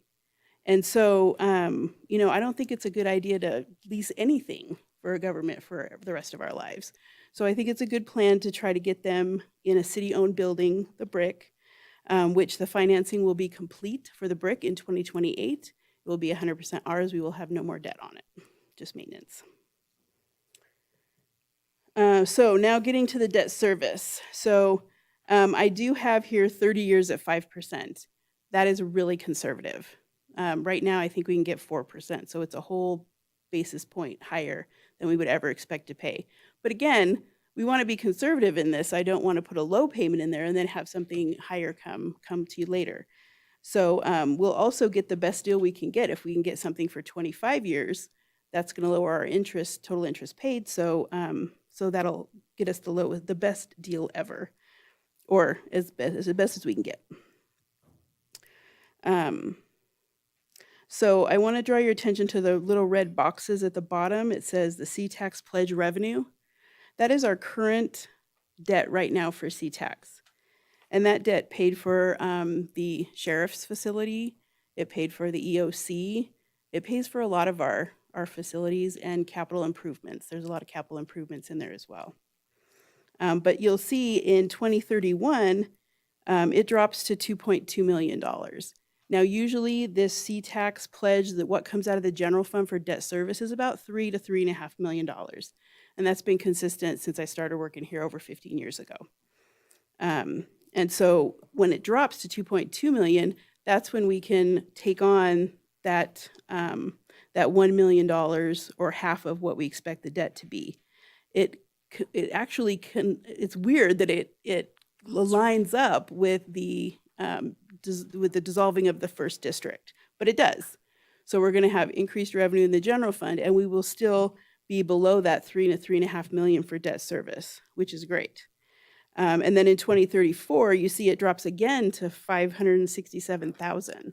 So then the whole debt service would be able to be funded through the general fund C-tax debt service like we're doing right now, and we have done with all of our buildings.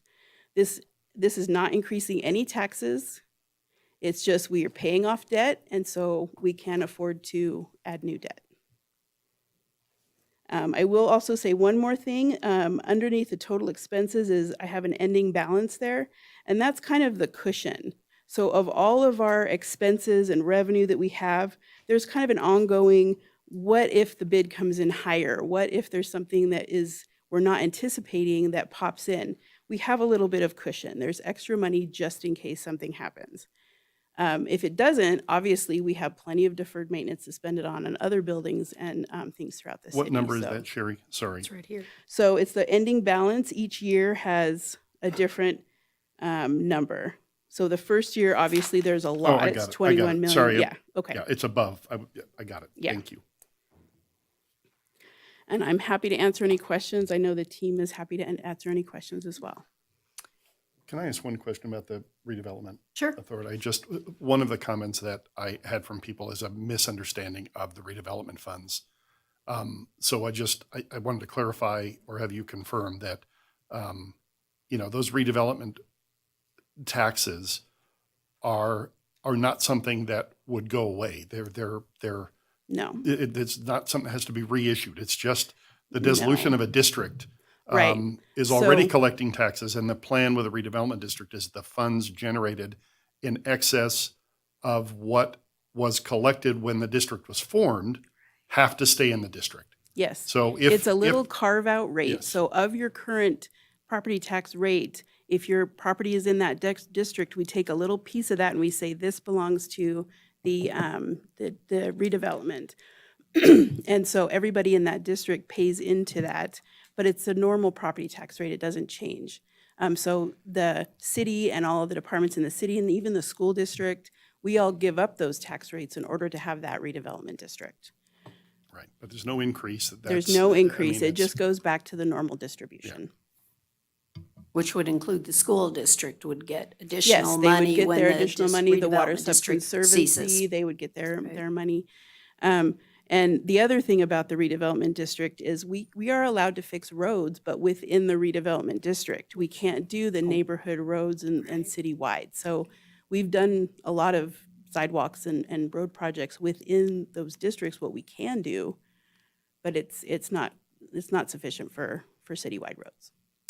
So Or it's not Sherry, allowed. when I'm looking at this spreadsheet here, unless I'm missing it, we also could add to the bottom line of available potential dollars the sale of our existing city hall. That is Yes. not reflected in here. It is so- not. I do have a little comment at the top that our sale But of the it's current not city in there. hall is approximately 4.2 million is what we might get for it now. Again, like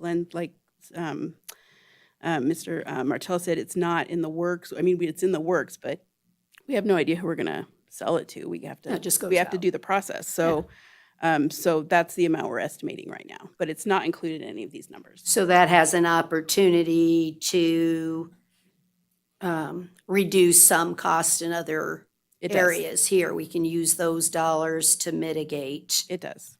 You know, It does. I- I'm not sure, and the Right. reason I didn't include it is I don't know when we're gonna get it.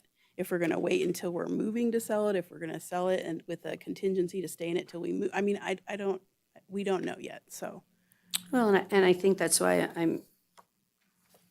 I really do want off-ramps and payment options that let us reduce the debt. So just because we started a certain level, I would like bonds and things structured for the opportunity to reduce those loads. Absolutely. Right? Because that's just a good, prudent thing, right? Anytime you can reduce interest expense, Absolutely. we certainly want to avail ourselves of that. Yes, So I wanted to make our sure bond that. counsel knows well that I'm always looking for, refunding options to decrease debt as much as possible. We've And done that often. we have right? done that often, yes. To get the dollar down there. I think one of the most important discussion points for me today is to understand, because I think there's two different things. The public says, do you listen versus do we read and comprehend what you've asked for? And those two things do not always necessarily align in their minds versus our minds. I read every single public comment that comes in. I listen to every single ounce of testimony that is provided. But then it's our job to take those comments and summarize those into actionable points of view, right? To say, all right, these are the 9 things that I could glean from reading through their public comments. And one of them for me is always, can't help myself being the money person. I just can't help it, right? So tell me the difference from the cost center for a remodel, right? Because there was a lot of proposals and had deferred maintenance and things of that nature. And so I'm really interested in, because how do I know I'm getting the best deal for the people? Because in the end, it is about getting the best deal for the people. We're not going to all agree. I wish that we could get 100% of everybody agreeing, but we know that's never going to happen. But I'm most interested to help make my decisions is, so how much per square foot is new construction? And I don't know if we have all the answers. I'm just hoping that, and what's the benchmark for taking a 50-year property or a 40-year property and rehabbing it? Do we have asbestos? Do we have to put in new mechanicals? I'm looking to say, I don't know. I thought when we built the fire department, I was going to the new fire station, that was the top of all things. And I thought those were empty bays. So I had a hard time understanding the price per square footage. But Robert, is there any benchmarks or anything that would help us up here knowing, is it in the best interest to build something new that's good for 30 years? Or take a 30-year-old building and invest in it, and will it last 30 years? Does that make sense what I'm trying to get to?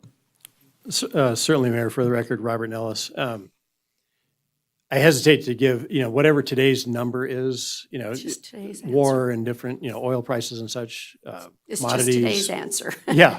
You're they not tied to fluctuate, it forever. yeah. Right, and each structure, each facility is an unknown. Like, the board would have to give us direction to pursue a certain facility, like we did, for a good example would be 600 East William.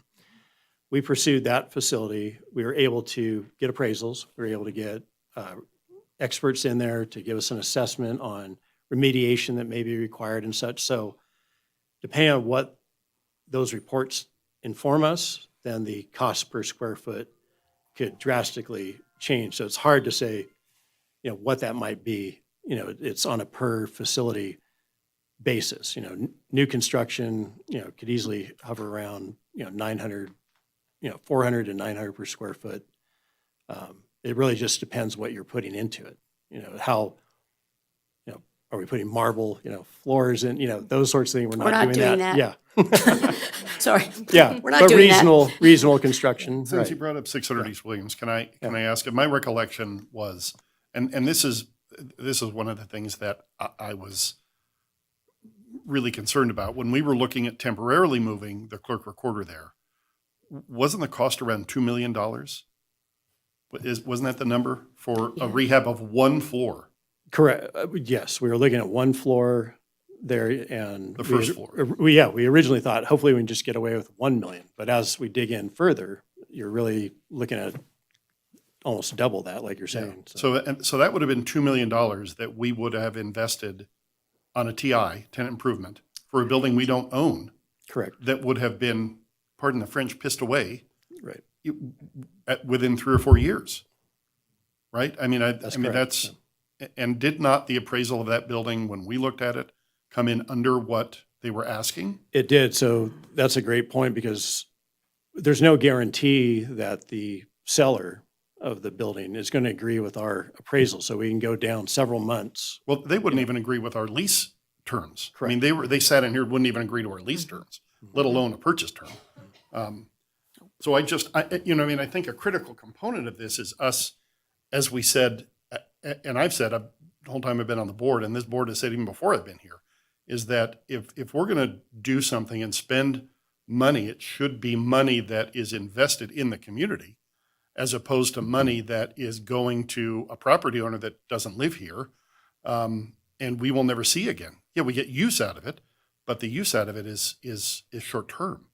And in this case, that's $2 million that would have been gone. One other question about if we were to look at rehabbing a building outside of the redevelopment area, those funds no longer become available. Those funds cannot be used outside of the redevelopment area, right? Correct. So unless we're rehabbing a building within the redevelopment area, whatever funding that is set aside there is off the table.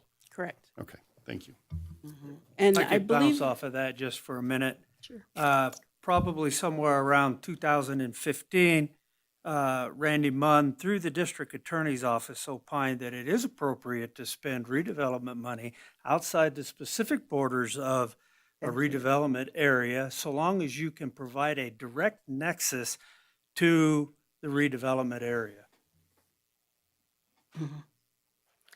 I want to talk about, I'm just running through in my mind the public comments that we received. And so there was a comment that somehow this is a favor to a particular developer, a particular contractor, or those issues. And I want to put that to bed. It simply isn't true.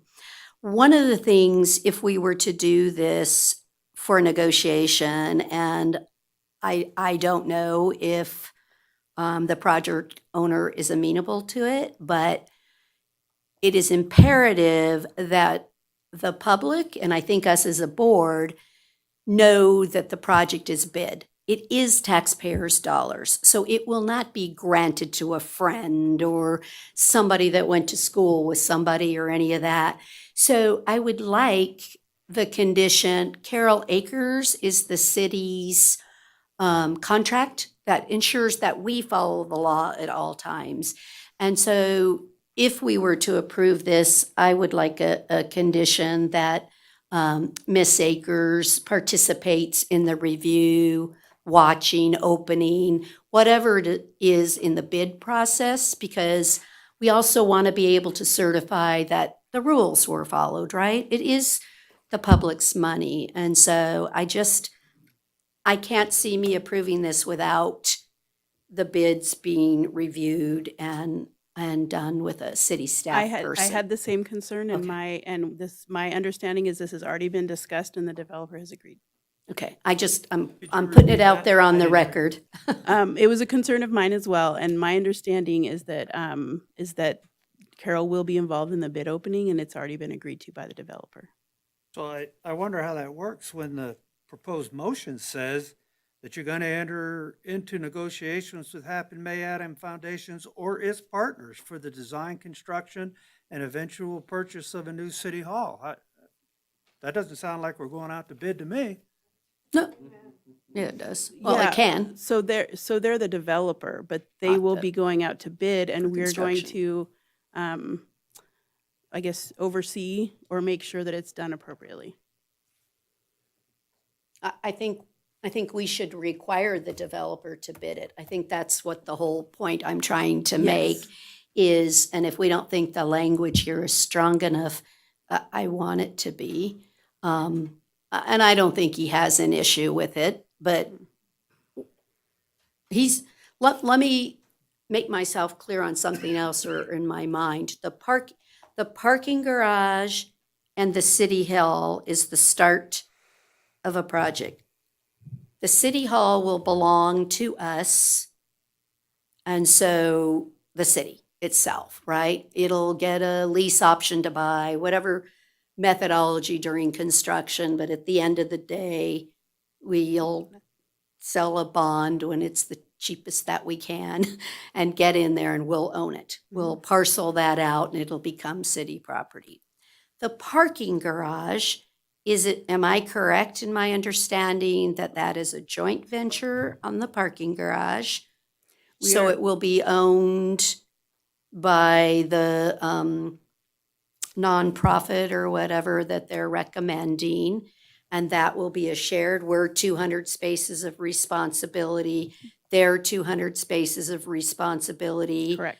The charges that will happen, the city's portion, people will not be charged to park to come in and pay your water bill or whatever. You may be given a little ticket, whatever, voucher, whatever, that you slide into the thing and gave you your free parking. But that the profits from the 200 spaces that are done for parking events and special things on the weekends or at night or things of that nature will be then used to maintain the parking garage, and then any excesses would be put in the plaza. Do I have that? I just want it on the record of where you're going in negotiations. Is that our starting point on the parking garage, Mr. Martell? Yes, Madam Mayor, that's correct. And again, that is the rough outline that was discussed in last year's white paper, right? There's no new news here today. Right. Again, what we're requesting is the ability to go forth on your behalf and work on those details, even as Supervisor White just said. What does that agreement look like? Who is responsible for what? What does the bid committee look like?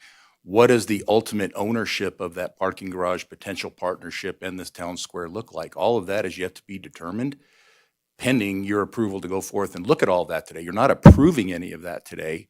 That's not what we're requesting. We're just requesting your authority to go out and negotiate with this particular landowner and work out a lot of those details and bring that back to you and be able to say, here's what we've been able to do. Does this meet your intent? And you can adjust and we can move forward as necessary at that time should you approve today.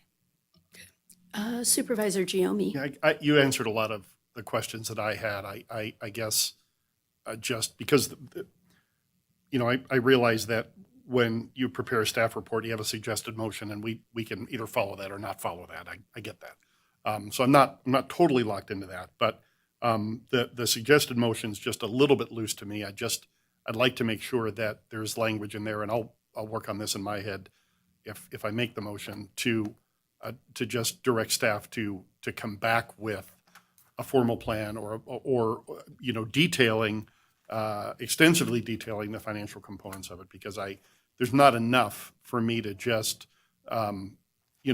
bless this and say, bring the bulldozers on. There needs to be more, obviously, a lot more, because the off-ramps are hugely important and how that works with the timing, and we rely a lot on you, Sherry, with that, and the financial component here makes sense. So I appreciate you saying that, and I think that's a critical part here. I appreciate that, Supervisor Giomi, and that is absolutely our intent. Again, as Robert mentioned and Sherry as well, we're using numbers that go back to when they were planning this white paper a year and a half ago, right? They're a year and a half old. So anything we talk about today is relative compared to costs, and that is a key component. But I cannot go out and negotiate, staff cannot go out and negotiate or even talk about details on your behalf until we have that authority. Right. Again, everything you're seeing today is based on historical research in the white paper that was presented. So if you choose to move forward today, we're looking forward to bringing those numbers back and showing you what you get potentially for the taxpayers' dollars and the additional benefits of that. But again, from a time perspective and certainly a public perception transparency aspect, we certainly want to move forward under your authority. Supervisor Schutte. Thank you. I would like to just for a few minutes discuss the other options. They were brought up frequently in the public comments, looking at, why not the Kmart Shopping Center or the Capitol Plaza. And so if we could briefly just discuss the costs, and I'd also like to include what was brought up by the Curry Street, some of the background and the why through looking at the different options, why a new building is considered the best option. I think it would be helpful for everyone to have a better understanding. So with expanding City Hall, and it shows the 37 million to add the floors, then the cons, it talks about the dated construction, the insufficient parking, what third floor is available, but also the 37 million, if I'm not mistaken, there is still added expense to that, right? A bond, that kind of thing. So if you could just briefly speak to each of those kind of pros and cons. Certainly Supervisor Schutte, for the record, Robert Nellis.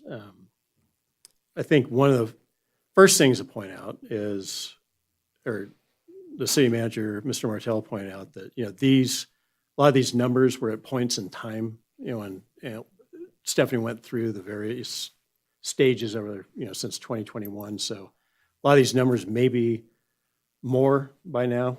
So they're placeholders in the sense that, we look at, okay, that's what it could cost, but, we haven't, we'd have to thoroughly analyze everything, bring back studies on each and every one of these. But the intent here is to look at the 8 options that were essentially brought to us by different means at different points in time, just as a way of comparing to a new city hall. Mm-hmm. It's not to say this is an exhaustive list. If you went out in Carson City, compared every single available building, how would it compare? That's not the intent of this. So again, it's just, the intent is these different opportunities were brought to the city at these points in time. We looked at them. They didn't check all of the boxes that we needed them to check, so we did not pursue them further. But yeah, I can walk through certainly some of these, like expanding the existing city hall.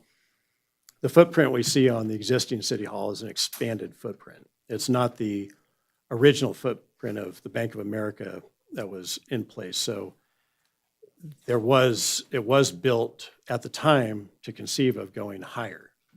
But since then, there's been new building standards and such. So there's substantial cost in trying to go higher on existing structure. Not to mention, I don't think we're including in here costs. I don't see it we'd have to relocate everyone in the existing city hall to a leased facility somewhere else, retrofit that facility, as we were kind of walking through with Supervisor Yomi, just on the clerk recorder as an example, spending potentially millions of dollars, relocate staff to another facility while we're working on an expensive 2 or 3 stories in addition on the existing city hall, still not achieving the square footage that would be the long-term square footage we need. So by the time you start looking at all that then the question becomes, well, why not build new at that point? That's really probably the best example. And all the others are examples of, yes, maybe you can get in for an initial purchase price, but that's listed there. However, until we were directed by the board, like we were at the Bank of America building, like get an actual appraisal, see if number one, is it worth what they're asking? Do all the due diligence on the studies, to make sure there isn't some extensive remediation work that needs to be done, because we're talking about some facilities that, especially if they predate 1980, we can just guess that there's likely to be extensive costs there. So by the time you start going down that road, our timeline for moving the clerk recorder out in time, to wait for appraisals, studies, and then maybe get to the point where we don't have a willing seller at the end of that. We would just keep chasing a new offer, and never get to the point where we're actually settling on what's actually affordable. And by doing that, as time goes on, then the cost of actually building new continues to creep up on us. So that affordability starts potentially getting away from us. So I don't know if that answers your question thoroughly on what you were looking for. It's helpful. I just, looking at the cost and price and then looking at the cons, I've heard a few times today about once the bond is paid off, we're looking at 70 million potentially, which I understand was very conservative, and so it's likely to be less. Very likely.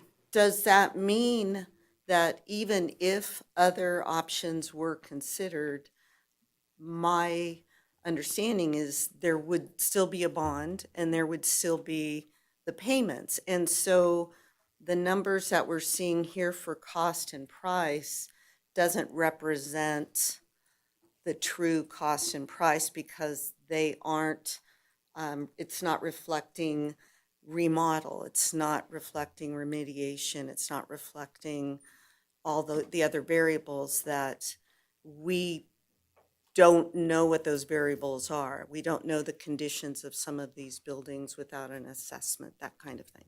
So what we're seeing for cost and price doesn't really reflect the true cost and price to the city. Is that correct? Yeah, yes, Supervisor Shitty, Robert Nellis, I think that's a fair statement. We can't get at the true cost until we would actually go through the process of studies and then get contractor bids, that sort of thing, to really understand what we're looking at.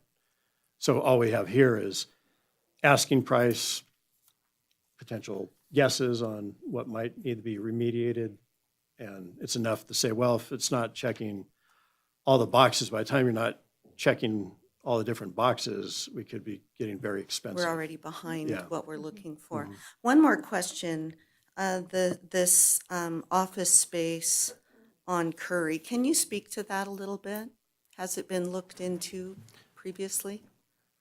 Yes, so my understanding is the Curry Street may have come available for sale in November of 2025. And we had looked at Curry Street, I can't remember the year, but we actually looked way back when we were originally thinking of moving the clerk recorder out to some space there. Ultimately decided not to pursue that option back then. And we had talked to the owner's representative a few times about, when may it become available. I remember we were discussing that when we were looking at the old Bank of America building as an option. So at the time there were tenants, it didn't make sense for us to really pursue it, and didn't necessarily check all the other boxes that we're looking for of the, meeting the strategic plan tactics, et cetera. So we ended up not pursuing that. And my understanding is it came available later in 2025, but that wasn't on our radar at the time. We had already been given direction by the board to pursue this Oppenheimer Adams Foundation proposal. So I think that's part of just the name of the game, right? There's always, you could give approval today, there could be something that comes available tomorrow. Mm-hmm. And then at some point we have to have a decision on when do we move forward with the best information we have available to us at the time. Supervisor Horton? Just real quick, Sherry. This morning in public comment, somebody mentioned that we needed more information about the off-ramps and things like that. And we will get that going down the road. But in the simplest terms, could you explain the off-ramps and why they're necessary and what the benefit is? Sure. So we're calling them off ramps, but it's really like a prepayment. So we get we'll do the big, lease agreement.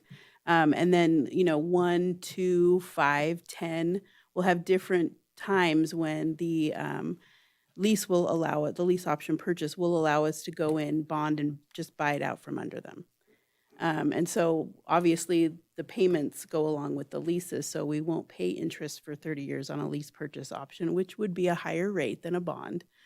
We would pay a few years, maybe, 1, 2, 3, and then bond when it's, low interest rates, best time to bond, and buy the building. And then it's just our debt, cheaper. We can set the payments how we want. They're more flexible. But of course, any bond we do, there's a process. So we'll come back with an intent to issue and have all the details for you. We have to go debt management, taxation. So it will be very well vetted. But the price isn't going to change.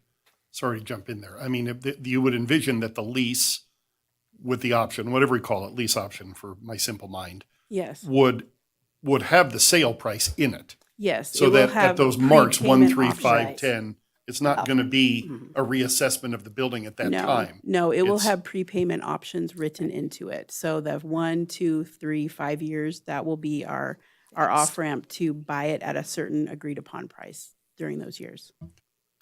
Mr. Martell? Thank you, Mayor. I just want to reiterate a couple things that Sherry just said. Absolutely, that's what we're looking at as the best timing to use the taxpayers' dollars to invest in our own infrastructure downtown.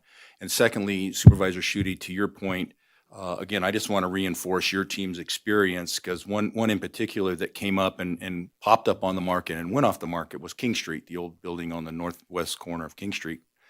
That popped up on the market, and we got some inquiries very quickly about, hey, can you look at this? And Robert and the rest of the team, myself, looked at that and said, well, we know by looking at that, we know being in the area, we know, and based on our experiences, that King Street didn't work right away because it was not enough square footage and there was not enough parking in that particular building. So as you said, we can go down a certain distance, 2 or 3 steps, and we know based on experience, based on guidance, based on understanding your intent, that doesn't work for where you want to be. So you're right in that observing not all of these have the same level of detail, but that's based on the experience that your team has put into this and said, no, that doesn't work. Check, move on. Trying to be, again, to Supervisor White's point, to be efficient with the staff's time and make sure that we're getting the biggest bang for our investment of time and getting you the best information we can. Thank you. Supervisor White? Thank you. Robert, there on the City Hall options page, the place where the boxes are checked, with the Capitol Plaza, it's noted that that actually has more square footage than we think we need, but the box for providing centralized customer service center is not marked. Can you tell me why that Capitol Plaza would not provide a centralized customer service center? Certainly, Supervisor White, again, Robert Nellis for the record. Because it's 4 separate buildings, while they're large, it doesn't provide for the centralized counter. So you could have different counters, for instance, in different buildings, but you wouldn't have the actual centralized counter in one building. So you'd just divide it up. So that's why that box was not checked. Might be true, but I think that's pretty centralized. Close. When you park right in between all those buildings and have it done, so. Did that not just sell? It did. Oh, did it? Okay. And wasn't it there's 4 there. There's 4. 2 were owned by one, 2 was owned by someone else. The 2 that we were looking at, it sold, the guy that had the other 2 bought that. And so it's all 4. So this cost isn't even, I don't think it's viable at this point because he won't sell 2. Right. This It's cost 4. went back to when there were two structures that were available at that time. Yeah. I Right. wasn't advocating that we go No, look at no, it. it I just just wondered why it updated didn't info. make the muster on that box. Yeah, just updated info, that's all. That it's probably not even, I think that's the other thing, that everything changes in a moment and in time. And I know that the public would like things to be static and that you could write something and they could count on it. I wish I could have that too on everything that we do here. But the problem is properties, I see quite a few realtors, they come in and out of the market. Someone else buys it, someone does that, they get this. And so a lot of times what I could have availed myself of in August, well, that got sold out from underneath, right? The state, who went and took the Harley Davidson building, right? Whoop, state swooped in and said, oh, we'll take that. So all of this is difficult. I want to say, I struggled really, really hard because I wanted to see if we could figure out how to do something with the Ormsby House, right? That's a property that's been vacant for many years. I think the public, everyone would agree, gosh, isn't there something we can do that would facilitate the opening of the Ormsby House? And so I think I challenged staff even up to last night. Why not? What are the true barriers? Why can't we get that done? And for myself to recognize, I just don't think it's the right fit. It is 200,000 square feet. So it is a lot more than we need. So then I got to thinking, well, that's okay. We'll make it an income producing property and we'll lease out 150,000 square feet and we'll get that money to maybe offset other expenses and drill these down. But then I'd need poor Robert to have twice as much work and manage a property and manage restaurants maybe. I thought of all these neat things we could do there. And is it viable and does it hit our time frame? Because the other essence of everything that we're doing is we have to make a decision because we need the courthouse to stay on target to move the clerk properly between elections. We can't move them during a year of an election, right? And so those are off ramps. Those are things I call, right? Those are decision points that I don't have a choice on. So I've got to get that one done. And could you put the timeline back up, the one that you had with stuff? Because I think it's important that the public understands, to me, it's not just a city hall. It's all of the space needs that we have been working on for many, many years to figure out what's the best answer. Where do we put alternative sentencing? Where do we put the public defender? Where do we have the assessor? Where does everyone go? And what you start to see is my choices are really much more limited than people recognize unless I'm willing to have nowhere for the judge to sit, right? And I think it's just an important avenue or discussion here to say every decision causes a domino down that list, right? And so I really, I don't know, might have put the city manager through the roof last night with come on, help me figure out the Ormsby House. Is this a true statement, right? Because I think that is a mission critical building. I agree with all of you. I don't like vacant spaces. I don't think that helps the vitality of our community to have vacant parcels or vacant properties. But I also recognize it has to be correct. It has to be right. And when I think the first thing being it's 200,000 square feet, and that's why I asked about the price of rehabbing, right? Okay, if I had to do 200,000 square feet, how much is that going to be that the taxpayer has to be fronting and then hope that somehow the city is a better salesman than some others and I can get 3/4 of that property leased or rented or done with others that they haven't been able to do, right? It's like, oh. And that option sounds great until you realize we're not going to get tax exempt bonds because it's an income producing property. Right. So then it becomes more expensive on the financing side as well. But I think it's important that the public understands we're not ignorant. We're not listening that we want to do vacant buildings. Of course we do, right? But I still have the job of assessing the points of each building, their pros, their cons. Can they meet our need? Can they meet the need timely? So so I hope that everyone, and I apologize because I think this is actually a new slide for people to understand. And they've been saying, why? Why do we have to do this? Why a new city hall? Don't do it. Or take another year and study every building on the list or every opportunity that we have. And everything will get more expensive with time. We all know that. It doesn't tend to go down. But so I think that's a critical slide that they recognize that that's what we're utilizing to help us make our decisions today. And then if you go back now to the slide that has the little check boxes about each property. Because we don't have one on there. No, do you not have the one with you don't have that one in the slide presentation.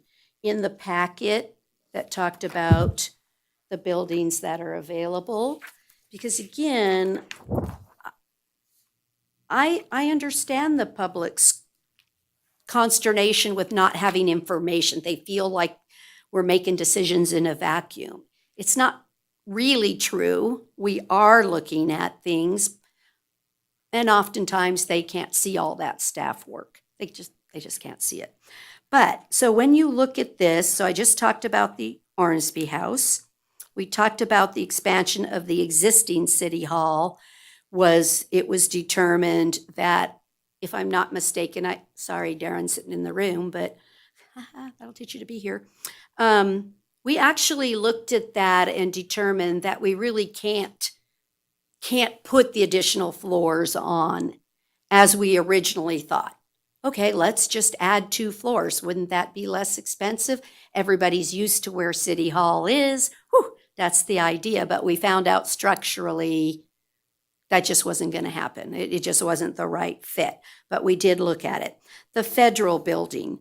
Mr. Martell and myself, we worked hard with Congressman Amodei because there was some thought that that building would be put up for sale or that they may dispose of the building. We had several meetings trying to see if that's something that Carson City could get its hands on. Could we get it less expensive? Wow, we might only have remediation dollars. We sure found a lot about the red tape that would be necessary and the public use that they required to be able to give a building. And Carson City did not meet the education component. And I'm like, wow, but we're public use. But you had to have this other little caveat that was in there. The Kmart building, we looked at that. We had proposals from the management team there sending us different lease options and things, and none of them were priced that I would spend your money, right? I look at it and say, wow. All the realtors in the room again would go, whoa, look at that triple net. Look at that lease price. Look at those escalators and the amount of tenant improvement that they would put in versus what we would need, because I'm not sure many people realize, but there's just a lot of dirt out there at that particular facility because it never built out. And so but we did look at it. The Harley Davidson, we already talked about. We thought that would be great, but it was so far out there, and then it didn't matter because the state came and took it. So it's like, okay, that took care of that one. The Capitol Plaza, that is, for the people that aren't aware, that is the 4 buildings across from, there was only 2 at the time, Mills Park, right? So that building was there. I began my working career in the state right there in one of those buildings for the Department of Taxation. It would have needed remediation. I'm going to go with Supervisor White that I think the 4 buildings are close enough that I could have considered checking the box because I think they were all centrally located and had parking. But that again is now off the market because it was purchased in August and now they want to, if they're going to sell all 4, not 2. So, I'm like, so that changed. And then the Bank of America, we've discussed several times that they would not even meet criteria, which is we don't pay more than an appraisal, right? Same like you guys, when you buy a house, if the appraisal comes in at 100,000, you're not going to get financing on anything greater than the appraised value, right? They're not going to let you finance 200,000. You can come up with the cash and buy into it, but I don't think that makes good sense for the city to be paying over appraised values. And so that took that one off. Then so sorry I didn't have this one before today, and I appreciate Terry bringing this office building forward for us to consider. And I think it's right to consider everything. I do. It's your money, so I should be looking at everything. When I looked at this one, we did take a tour with the prior clerk, Aubrey, and a few of us went and looked, right? That's this building? You can.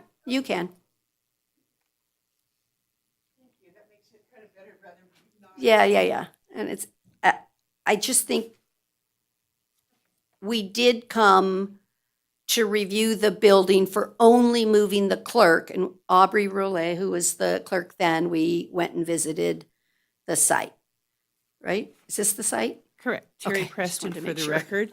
And what it was for lease only, but at that time, the GSA had moved out of a space, but the big pier was not available at that time. The pier is 7,000 square feet, and that can be available in your timeline. So, but nobody ever came back and asked us if it was for sale or anything, because we had it on the market prior, and we would have loved to be a contender. So, but that was several years ago, one walkthrough. Right. No, thank you very much. I will ask another question because I hate to have to vet something a little bit on the record, but you kind of forced our hand here.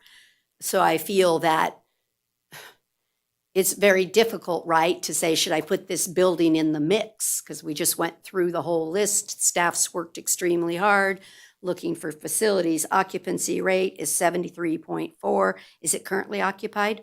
That have people with leases to what time frame? When we talked about leasing the court space before, one of the things was the state of Nevada was not buying buildings. The state of Nevada bought a building, and I have a lease coming up for Dieter in the summer of 2027. It's going to move to a state-owned building. This will cause a vacancy of 44,800 square feet in the downtown area. So that's where Things are changed. So thank you, because you kind of reiterate just what I'm talking about. Doggone it. Something changes every day. So she knows there's another opportunity because the state made the decision that Stacy, just what we're talking about, is we don't necessarily think it's in the community's best interest to pay rent or lease. That it's better to have an asset and pay that money to something that you own. But that's right. So the state's going to be vacating more properties. And so I think that's our real conundrum is at a point in time, we have to make a decision, right? At some point. I don't know. Supervisor Horton, and then I'll keep this brief. Sherry, forgive me for putting you on the spot. I know you're an award-winning professional in your field and you do a great job, but I'm gonna put the light on you a little bit here. This morning, we heard in public comment more than once about this $70 million price tag. From your perspective and your experience in history, how likely are we to hit that $70 million if this project goes forward? Very unlikely. My amortization schedule actually showed 64 million. So I think it was inflated, and again, I think the $36 million I have on here is very high. So I don't anticipate we will bond for that amount of money. It's just if we need to, can we afford the debt service payments? That was the question I was trying to make sure to answer. Because I'd hate for it to come in higher than what we budgeted for. You never want expenses to come in higher because then you're scrambling to find money, right? So, so yeah, I expect it to be hopefully less than 30 million. I mean, Thank you. you're welcome. Okay. We are going to, before we take public comment, we're going to take a brief recess so people can use the facilities. So we're in recess.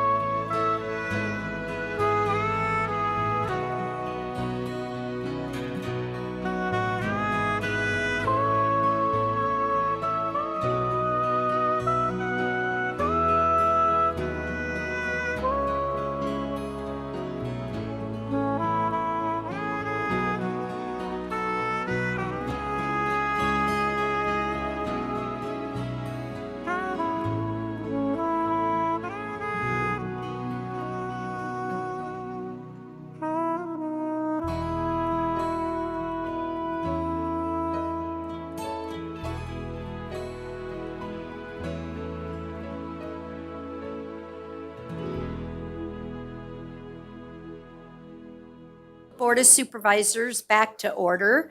I've had a request from the Garretts. I like that, Garrett and Garrett. I don't know. We had Kathleen and Kathleen. We're on a roll today with same names, but would you like to start with your public comment? That'd be great. Thank you, Madam Mayor and members of the board. For the record, my name is Garrett Gordon. I'm an attorney at Womble, Bond, and Dickinson, and it's my honor to also serve as the Government Affairs Director for the Sierra Nevada Realtors. We first want to thank City Manager Martell for meeting with our Government Affairs Committee on March 13th to explain the vision, necessity, timing, and funding for the new City Hall. SNR is very excited about the proposed public-private partnership with the Hop and May Adams Foundation and believe the new City Hall proposal is fiscally responsible and the overall vision of the $200 million investment will result in a significant economic growth to Carson City, especially during the Nevada legislative sessions. SNR would like to applaud City Manager Martell on the comprehensive analysis that was performed when considering all 8 of those options. SNR supports strategic municipal projects that are significant catalysts to the economic growth, increasing property values, which of course is important to the realtors, and enhancing the quality of life for all of our residents. SNR is excited to go on record today in support of the proposed new City Hall located on Proctor Street based on the project as proposed today. However, we do reserve the right to provide further comment as the project progresses. Thank you for the opportunity to speak today. Garrett? Mayor, Board, thank you. For the record, my name is Garrett Lapierre. And before I start my public comment, I want to make it clear I'm not speaking on behalf of any organization that I represent or that I'm a part of. I'm speaking to you today as a lifelong Carson City resident and a downtown property owner. I am in full support of this project. The money's going to be spent. I think that's pretty clear through the presentation today that they need more space. Money's going to be spent somewhere. And the way that this financing mechanism is laid out thus far is a very good way to do that. In my day job, I'm in real estate. And real estate investing 101 is leveraging your money the best you can to get the most bang for your buck. And that's what this project does. And it allows the city to build a future that can be there for 30, 40, 50 years moving forward without having to spend tens of millions of dollars to retrofit an old building. It's also important that the clerk recorder has a secure and safe place to work out of. Something I think we all can agree on is having secure elections is really important. And throwing the clerk recorder into an unsecure place, into a strip mall, is not the best bet for Carson City or its citizens. We're the capital city. We should act like it. We should fund like it. We should build like it. This is the start of a new chapter in Carson City, and it parlays into the history of our city and will start a new chapter in the history of Carson City. And I urge you to support this today. Thank you. Thank you. Okay. I had signed up for at item Jed Block. Yeah, you put your name here. Shouldn't be a surprise.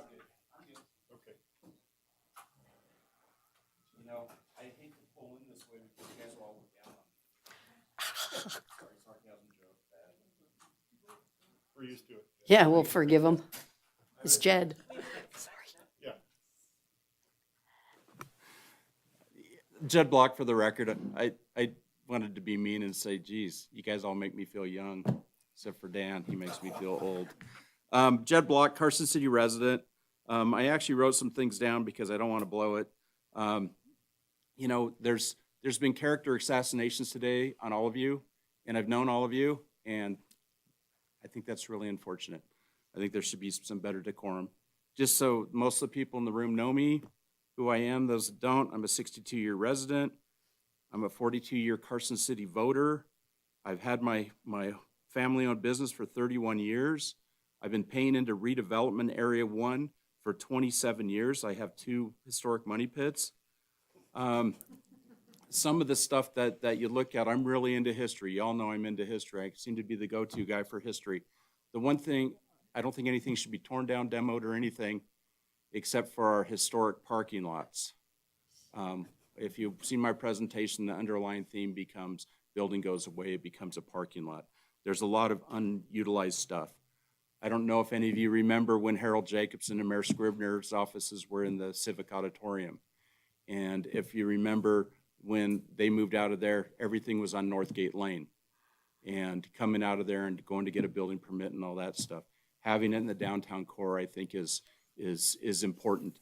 I fully support this because you're looking towards the future and not renovating some crap that needs to be renovated in another 50 years. You're not looking at asbestos abatement. You're not looking at a whole lot of these things that you get into. Want my house when I did a remodel. Oh, remodels are $200 a square foot. Well, it ended up being $500 a square foot because you don't know what you're going to run into. I think you guys are doing a great job. I'm sorry I did not contribute to any of your campaigns. Maybe We are too. Sorry, go ahead. You know, so I think you guys do a great job, and you put yourself out there, and it's really hard. And when people come at you without decorum, attacking you, your credibility and everything else, I don't think that's right. We can do it with decorum. You know, there's some stuff I want to talk to Public Works about, but I decided this isn't the forum to do that. I can call the director and talk to him face to face. So we have a great town. It's a beautiful day. I'm wearing shorts and I won't get, oh my God, why are you wearing shorts today? So I can hopefully get a sunburn. But anyway, thank you for your time. I think you're doing a great job. And once again, I support this project wholeheartedly. Thank you. Watch your toes, everybody. I'm a bad driver. Where's your backup alarm? My camera's broken too. So I have on the sign in that Kathleen Beasley indicated she wanted to speak at the item specific.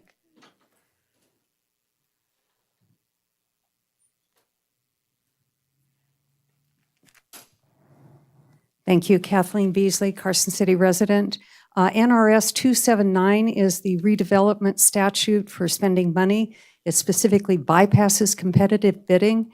I never brought up prevailing wage. It doesn't bypass that. So if you aren't using that loophole, that's great. Thank you. I mean, that's a really good point. However, at the same time, you're pursuing the build-to-suit with Neighbors and Metcalf, so I'm really not understanding very clearly how the competitive bidding is going to happen. They brought it up. It was brought up by your staff as something that would be pursued, build-to-suit.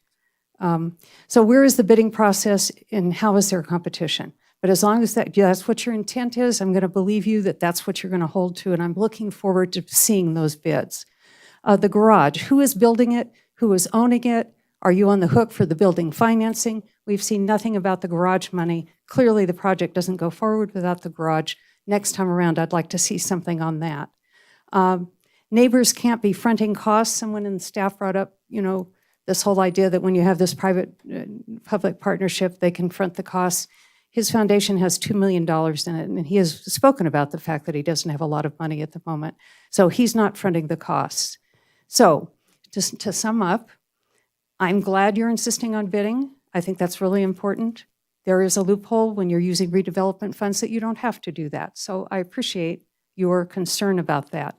Second, I'm even more glad that Supervisor Giomi wants to change the wording because currently the wording of the motion, according to the agenda, says that you're authorizing the city manager to commence or complete any other preparatory task for entering into agreements for the planning. It's commencement or completion that's really bothersome. And the fact that you are going to have another huge public meeting, it would be nice if you held one in the evening for people who aren't like me and who aren't flexible about their schedule. I have learned more today than at any other point, but it's really hard because you didn't tell us all of this stuff as it went along. And so I don't retract my comments about there being a lack of transparency.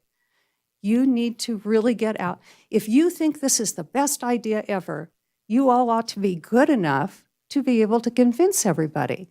I'm now convinced we need undoubtedly a new facility. Okay, now do a really good job of convincing me that this is the way to do it.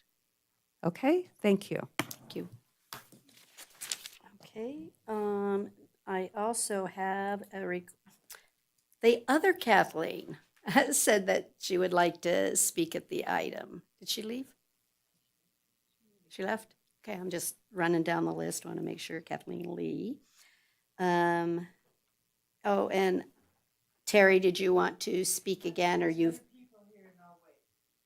Okay, I don't have anyone else signed up at the item, so come on up. Thank you. Be nice. Denny French, Carson City. As it had been presented as an agenda item, I'm concerned that we will not get the feedback that I think we've asked for, and the clarification and the transparency that has been come up today has been helpful, but I think it needs to put it in a format so that new understanding will be included. I am very, okay, first off, when I heard about this at Fuji Park, it was a complete shock that any foundation was going to give us any opportunity to use property for City Hall. That was a shame. I thought it was done irrationally, time-wise, and inappropriately set. It put me into a, hey, who are these people? So I looked them up, and I found out that during their lifetime as a foundation, they have made some critical business errors that nearly cost them things. This is my understanding, won't go into detail, but that they are a business and they are speculative, and that they are people that we will then be leasing from if we go through with the deal of it. And while I think I understood, but I don't think everybody heard, and I want to make sure that that property then would be ours at what point? Because we will be leasers. And you, Mayor, have suggested that being a landlord was less congenial thought. However, after 30 years, you will be a landlord unless those properties in that building that had been leased out to private and whatever, you will be a landlord. And so I'm saying, well, okay, I would think the Ormsby Place, even with renovations and with the need it has, being bigger is better than smaller. And I'm sad that the city didn't see in the past that they should have been buying up property and having it for just these situations. But we didn't think about growth then, apparently. And just why do we need a new city hall hasn't really been well defined to me or really urged. But I appreciate this opportunity because I think, like it's been said, we've heard more about this than any other time, while it's not necessarily a discussion, because we could have interacted with maybe what you were saying at times to get that clarified. But as it is, more clarification is what I would like, and appreciation for what has happened today, that people got a chance to speak, and everybody that came out. A lot of emotion here. Thank you. Thank you. Okay, come on up. Miss Maroney.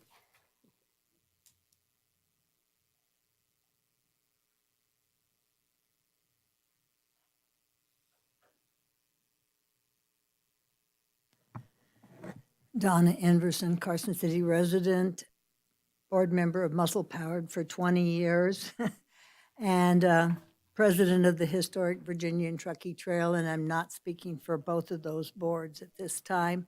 I'm very much in favor of this project. We do need a new city hall, have needed a new city hall for quite a few years. And I've actually done 3 renovations, and I know what is entailed in renovations. In this case, it's better to build a new city hall. And we are the capital of the state of Nevada, and we need to look like the capital of the state of Nevada. So I think this is the best thing for all of us at this time to do this project. And I agree with what Stephanie Hicks said, you know, this is the best way to go at this time. So I'm very much in favor of this project, so. Thank you, Donna. This is it, right? Oh, we have a couple more. You said you wanted to be last, so come up and we'll get this going. Good morning. Good morning. My name is Dan Carmel. Can you press that button? Thank you. Name is Dan Carmel, current resident in Carson City, and I want to thank you for the information you shared today. I appreciate learning about the due diligence. this is nice, but it's insufficient to arrive at decisions. And so my request would be, there appear to be a couple of options at the very top I want to come that might still be worthy of evaluation. And I wonder if it's not our responsibility to do that. People who support this proposal talk a lot about being a nation's state's capital, having something a point of pride in the center of town. These are very subjective. They're not objective. They're not financial, right? So entering into a $36 million investment with its 30-year mortgage and associated costs is a financial decision. And I don't understand at this point, forgive me, I've tried to do the diligence, the Ormsby House has been rejected because of size and remediation. These are the two things that are pointed out to. I'll just mention that, we can selectively demolish half the tower and get it down to a size that's more reasonable. My understanding is there's no asbestos remediation. I recognize remediation is an expense, but you have a $36 million nut to look at, and some diligence into that possibility should be explored. So I support the decision, understand the need for the space, but just ask that we do better diligence on alternatives. The Ormsby is a negative resource right now. It detracts from the city. It pulls away from it. And if you want subjective criteria as much as a positive one is a very nice downtown concrete, a negative one is having a blight sitting there for 20 years. The city does have eminent domain to use. The city could use eminent domain. It's time to improve the city and align with its strategic plan. And so I would appreciate consideration to this combined option of eminent domain to force an issue and get rid of blight, which enhances downtown, consideration for the spending of the $36 million and how it could be done. The next point, only other significant point of mine, would be related to, I don't see the bigger picture. What does Carson City, I'm a marketer, I build companies, I build businesses. We're sitting between South Lake Tahoe, Reno, and Virginia City. What is Carson City's unique advantage? What are Carson City's assets? I've listed them in a response to your survey, including being a state government, public-private. How does any of this fit into the bigger picture? You stand a chance of being saddled with a CCDC not-for-profit that will then own a hotel and convention center, another one, right, which no economic justification has been provided for, could be a negative asset in the city that you're essentially marching down the road with this as a first step. I don't understand the connection between Phase 1 and City Hall and Phase 2 and Phase 3, but Phase 2 and Phase 3 scare me. I don't know who's going to come here and why. I don't see an articulation, and I don't see a plan that integrates this City Hall and center of downtown with the other assets we have to move forward. I would appreciate hearing about that. Thank you. Okay. You can take a seat there because you can fill in seats. You want to do that? I'll end up, I don't care. Go ahead, go. Is it on? It is. It's Okay. green. Never done this before. That's okay. My name's Kara Felatar, for the record. I am with Martin Harris Construction. I did not go to high school with Tom, although I do know him. A couple of things that I just wanted to shed a little light on. I am an estimator. I have done multiple TIs and retrofits. I am currently doing multiple TIs and retrofits. I just jotted down a couple off of the top of my head to maybe help understand a little bit. I recently did just a re-roof for the state of Nevada on Silver Stage Way. It used to be a Greater Nevada Credit Union and is now owned by the state of Nevada, I believe, or else they're leasing it. Either ways, just once we took the roof off and found everything underneath, we were 60% over budget, and that it was things that were required abatement. There was a bunch of structural issues. There were electrical issues. So anytime you do a retrofit or a TI or an expansion, you are looking at unknowns, right? So those are the unknowns, and I understand the public wants to know what those are, but even as contractors and estimators, we do not know what those are until we get in there, right? So that's just one. I also just did a dentist's office here in town.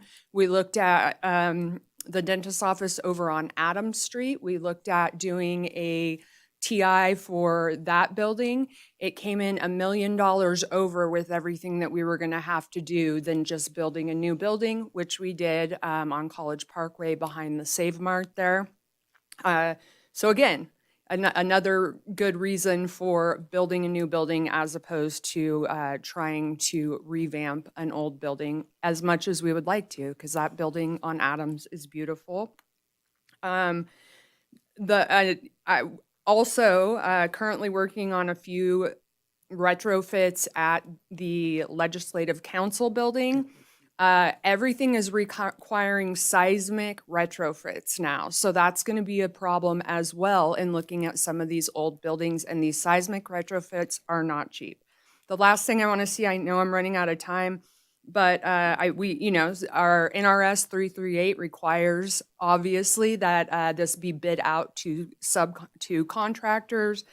And I think that even though there is a loophole, it's going to be very hard to pass that loophole through the Nevada Contractors Board or Laborers Board.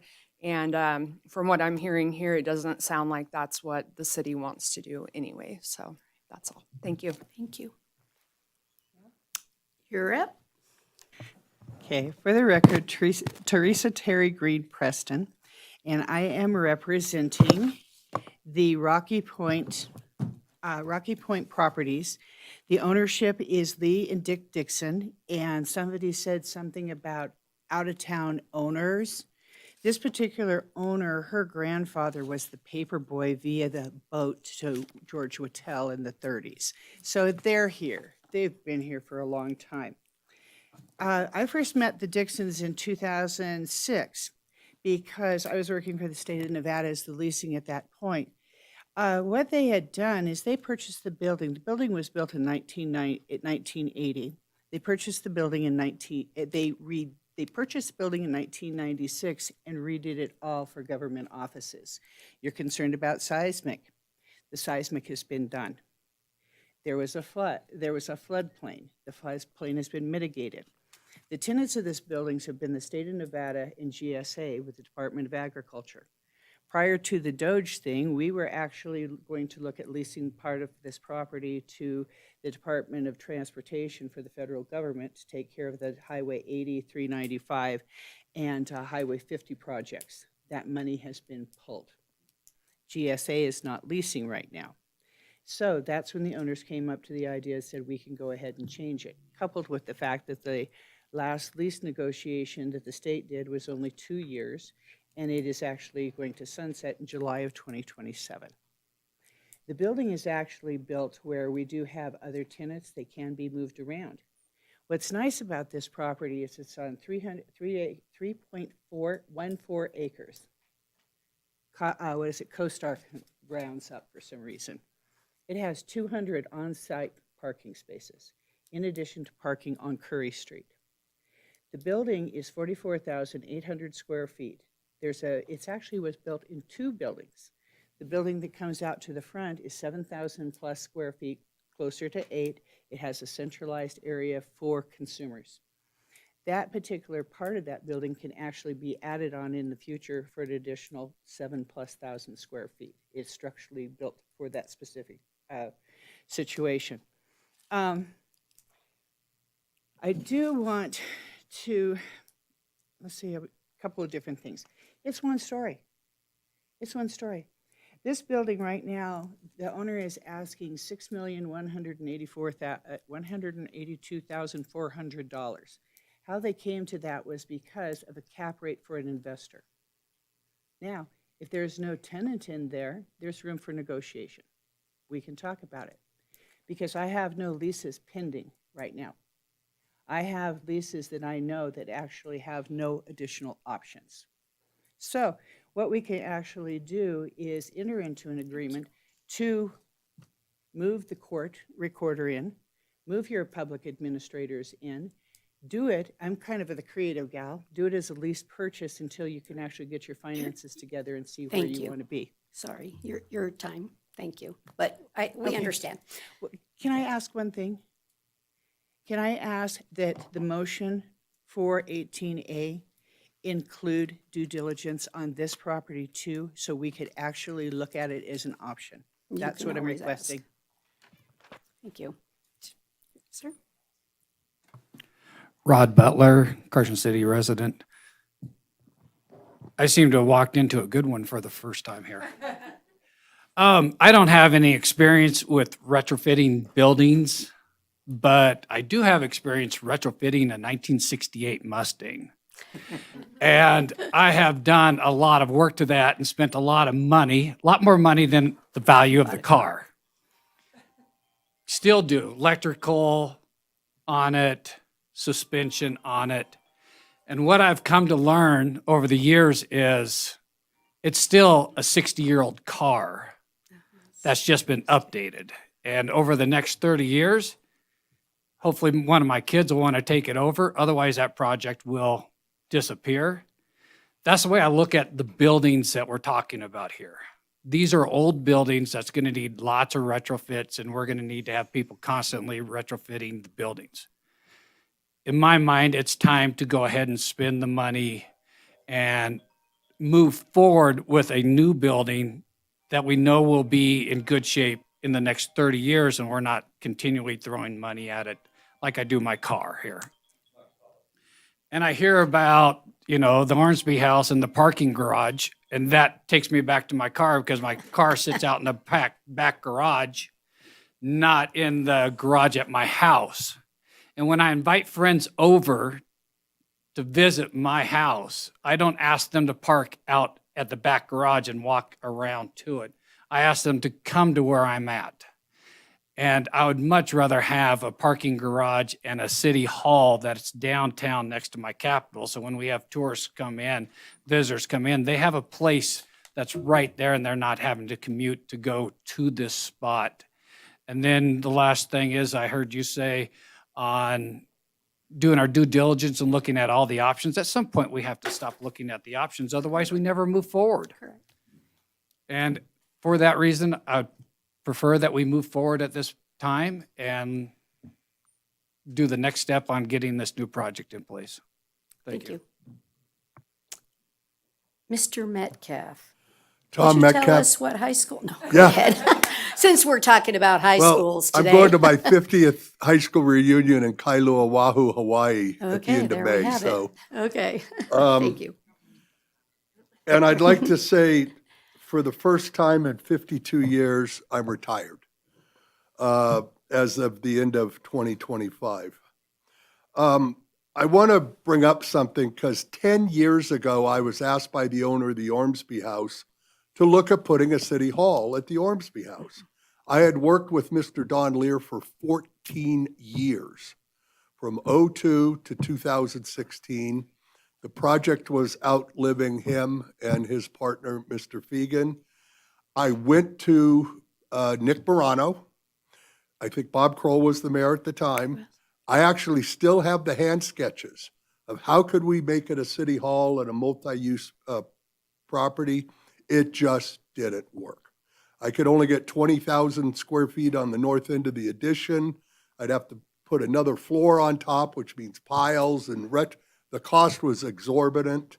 And there is encapsulated asbestos in the building. I feel that with a new city hall at Town Square that the Ormsby House will flourish. I really do. And the talk about Metcalf building with Hoppamy Adams, yes, there was talk about it in the last 2.5 years. But what came about in the last year is it needed to be bid out as either what's called a CMAR or design bid build, because that's the best for the city. Giving an example of 308 Curry Street, some of you know it, 10 years ago, I was asked to bid it against 2 other contractors. It was designed as a partial demolition, rehabilitation, and addition to the existing City Bank building. I was told I was the low bidder. The good news is you're the low bidder. The bad news is you're $1 million over our budget. Suggested to the owner, Mr. Steve Neighbors at the time, I said, tell the architect to throw the plans in the trash, tear the building down, build a new building, and we built it for $5.3 million. And also on City Hall, 2.5 years ago, the city came and talked to Steve Neighbors at Hoppamy Adams. I was 10-year governor-appointed director of State Public Works Board and Buildings and Grounds. I was forever getting projects that were over budget. So I asked the city, how much can you afford? I've got 18 seconds. And that's how we came up with the budget and the design. The other thing is, a new city hall is a type 3 building. For that type of a building, a lot of these older buildings you're looking at, including the one on Curry, is type 1. You'd have to tear them down. Thank you.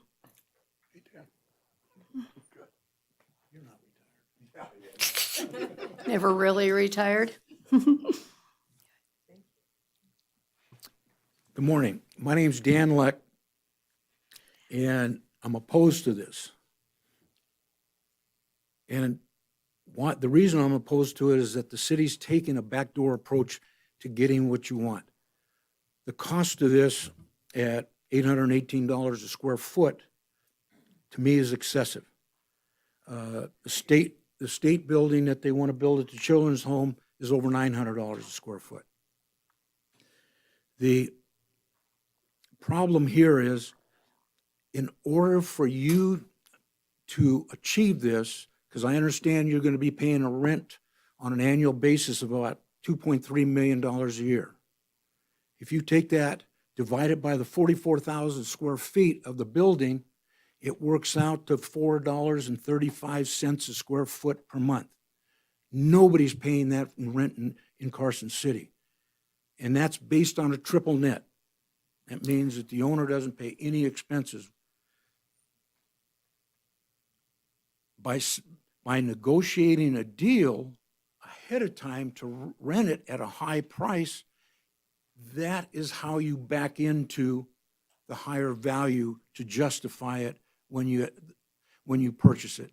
But I think it's disingenuous to a taxpayer to tell them that. The other problem that you're creating is, just like the state of Nevada building 130,000 square feet, where are they going to take the people out of? Existing buildings in this town. The often and retail market here is declining. It's not expanding. So they're going to take those tenants, the state will take those tenants out of existing buildings. And if there's no demand for them, what's that going to do to the Carson City? More blight. I don't know how much the city has looked into the properties on Capitol Plaza. You could buy 2 buildings in there, you get 56,000 square feet. That property was bought with 4 buildings at $44 a square foot.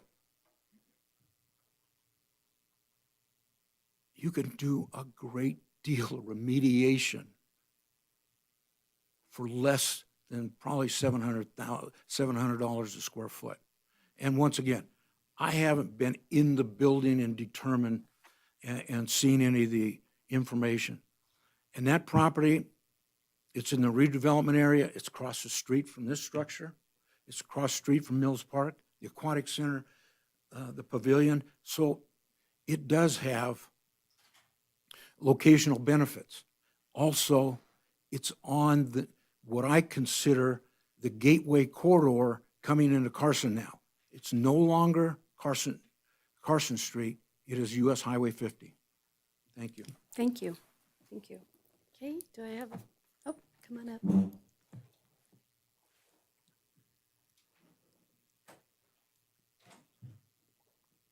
Push the button. It's green already. Oh, Green, okay. green. Okay. Hi, my name is Connie Salerno. I'm a Carson City resident. I've heard a lot of discussion today about all these other options and the due diligence, but I haven't seen any of the work. For example, structural engineer reports or anything of that nature to back up why it's not viable. I'm not saying that it is viable or it isn't, but it would be nice for the public to be able to see reports that have been generated showing why those things may or may not be viable. And then the only other thing is I really liked what Ms. Preston had to say about that property. And I would also like to ask that maybe you look into that as well. And that's it. Thank you. Thank you. Is that it? No other? Oh. I see he's going back to his seat. His phone quit ringing. Come on up, Colette. Hello. Colette Bureau. I've been a resident for over 47 years, been a real estate agent for 37, and my family owned family businesses here for 50 years. What I want to say is this: you cannot hold the city hostage onto where they want to locate based on blighted buildings that may or may not serve them. They have a right to choose where they want it, which I think is an outstanding location. That's where it's always been, or at least for the last, I don't know how many years. And they have a right to choose. What you have to understand is many of these blighted buildings are blighted because they are, one, overpriced. They don't make sense for the potential people that maybe want to occupy those spaces. And so therefore they sit. I know this because my ears to the ground, although I don't work in commercial real estate, of course I hear about it.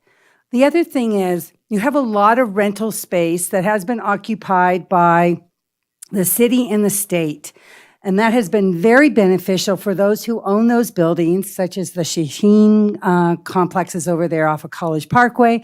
They have benefited, no question. And it is going to be difficult to get them ramped up to find new tenants. But remember something, those tenants, the state and the city, did not pay what a normal tenant will pay in the tax rolls, which will benefit Carson City if we can get those rented by private enterprise. So there's a lot more to it.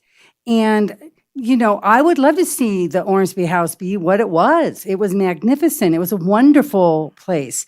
But here we are. It is privately owned. You can't just take eminent domain on a building that is privately owned unless it's in the way of a thoroughfare. And I also remember the fight over the downtown corridor. Oh my gosh. At that time, my sister-in-law was on the board of supervisors. There was death threats. It was horrible. But look what we have. Look where it progressed. It was the vision. They saw it. They went for it. And it happened. And it has enhanced everything for the downtown. Anyone who has money has been able to invest in there and profit. And we're hoping to see so much more of that. So I urge you, the board, to go forward with your plan. It is an outstanding plan. I hope the rest of it continues with the Hop May Foundation. And I love what's happening in Carson City. Thank you. Thanks. Anybody else? Mary?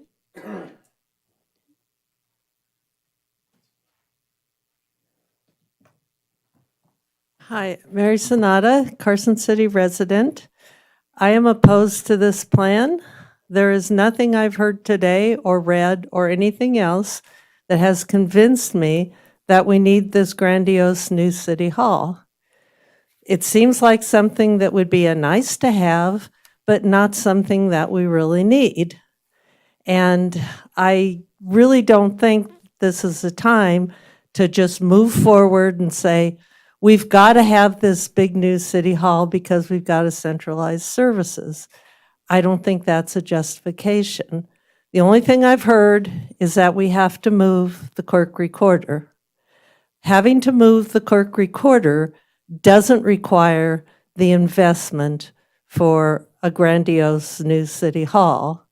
And I really think that, you know, I heard somebody today say, well, you know, we're the capital. We need to look like the capital. Well, I'm sorry, our roads don't look like the capital. We have deteriorating roads in this community that we're told over and over again, we can't fix them because we don't have the money. But we're going to spend the money on this big new city hall. I really think you need to think about what you're doing here and not just move forward with a plan to build a brand new, beautiful city hall. Maybe it'll be beautiful. Maybe it'll enhance our community. Maybe it won't. And then we're going to be left with a vacant building like you guys, like the city did when they left Northgate. And we're probably going to end up again with a building that nobody wants. And so we're just going to abandon what we have so that we have this beautiful new city hall. Think about it, please. Think about it. Thank you. Thank you. Do I have anyone else? Okay, then I'll bring it back up here. So, again, listening to some of the public comment during the due diligence phases and things that would happen, it was alleged that Mr. Neighbors would not be able to meet his wherewithal on the parking garage, right? That he doesn't have the money to do his half. I'm assuming during any due diligence, the ability for the project to actually finance and to actually occur will be proved up during that process. And so I just want to put that on the record. There was some comments that we're just funding this for his private good or for his needs. And I'd like on the record two things. I do think it's important to show that Mr. Neighbors has two very successful projects. He bought Northgate from Carson City and rehabbed that property for the nonprofits in our community, which he indeed did as he promised to do. And so I tend to look at vendors that I want to get into business with, right? And what do they got in the history that tells me they honor their word? So he also did 308 North Curry, and I think most people in the community think that's a beautiful building and a wonderful rendition. And he actually did public charrettes, if I remember, where he let people put a sticky note, but it worked, on which design they wanted, and he indeed did the design that the most people liked. So I would like to get around the he's not reputable or he doesn't do as he states, because I just don't think evidence has shown me that he does. But Glenn, on the record, can I just double check? None of this funding or anything that the city would be participating in other than the joint garage would actually put money into any of the other phase 2 or phase 3 for Mr. Neighbors. I think it's important that the public understands your public money is only for phase 1. Absolutely, Mayor, thank you. And you're correct. What we're talking about, joint venturing at this time or whatever lease option, whatever word you want to use, the Hop and May Adams Foundation would bond. They would do what we would do, very similar, right? But on the private side, they would bond for the amount of money necessary to complete their project. They would then turn around and lease that to us. That projected lease obviously would be against that bond as income, right? That's how they would fund the bigger part of this current project. Then, to your point, where we meet, if you will, at the parking garage, potential parking garage at this time, that is where there is a partnership. That partnership has yet, again, through this due diligence, to be determined exactly how that looks. But we would be in it for about roughly half of that parking garage partnership, as some of the details were discussed. Where that partnership comes into play, there is no partnership of the city in any projected project. Let's just say it's a conference room and hotel, because that's what was discussed in the white paper.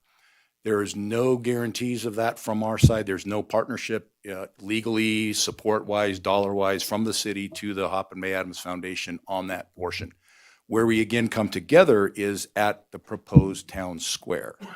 If this project were to move forward as we're discussing today, and it were to build out, that town square would be a component. And as a part of that project area, we would have a maintenance through the garage fund on the garage as well as that town square. Those details are to be worked out, but we do not fund any project and nor support any particular project going forward. Just want to make sure. Okay. Any more questions up here that you want answered or done, Miss Supervisor White? Thank you. Earlier today, one of our constituents made a comment that at some point in time, that the existing city hall has been determined to be a blight. Does anybody have any information on when that designation took place? Nope. I don't know how it would be a blight. Let's see here. Based off the existing proposed motion, I would like to discuss, at least for knowledge and maybe an understanding, an itemized list of what would these required preparatory tasks be?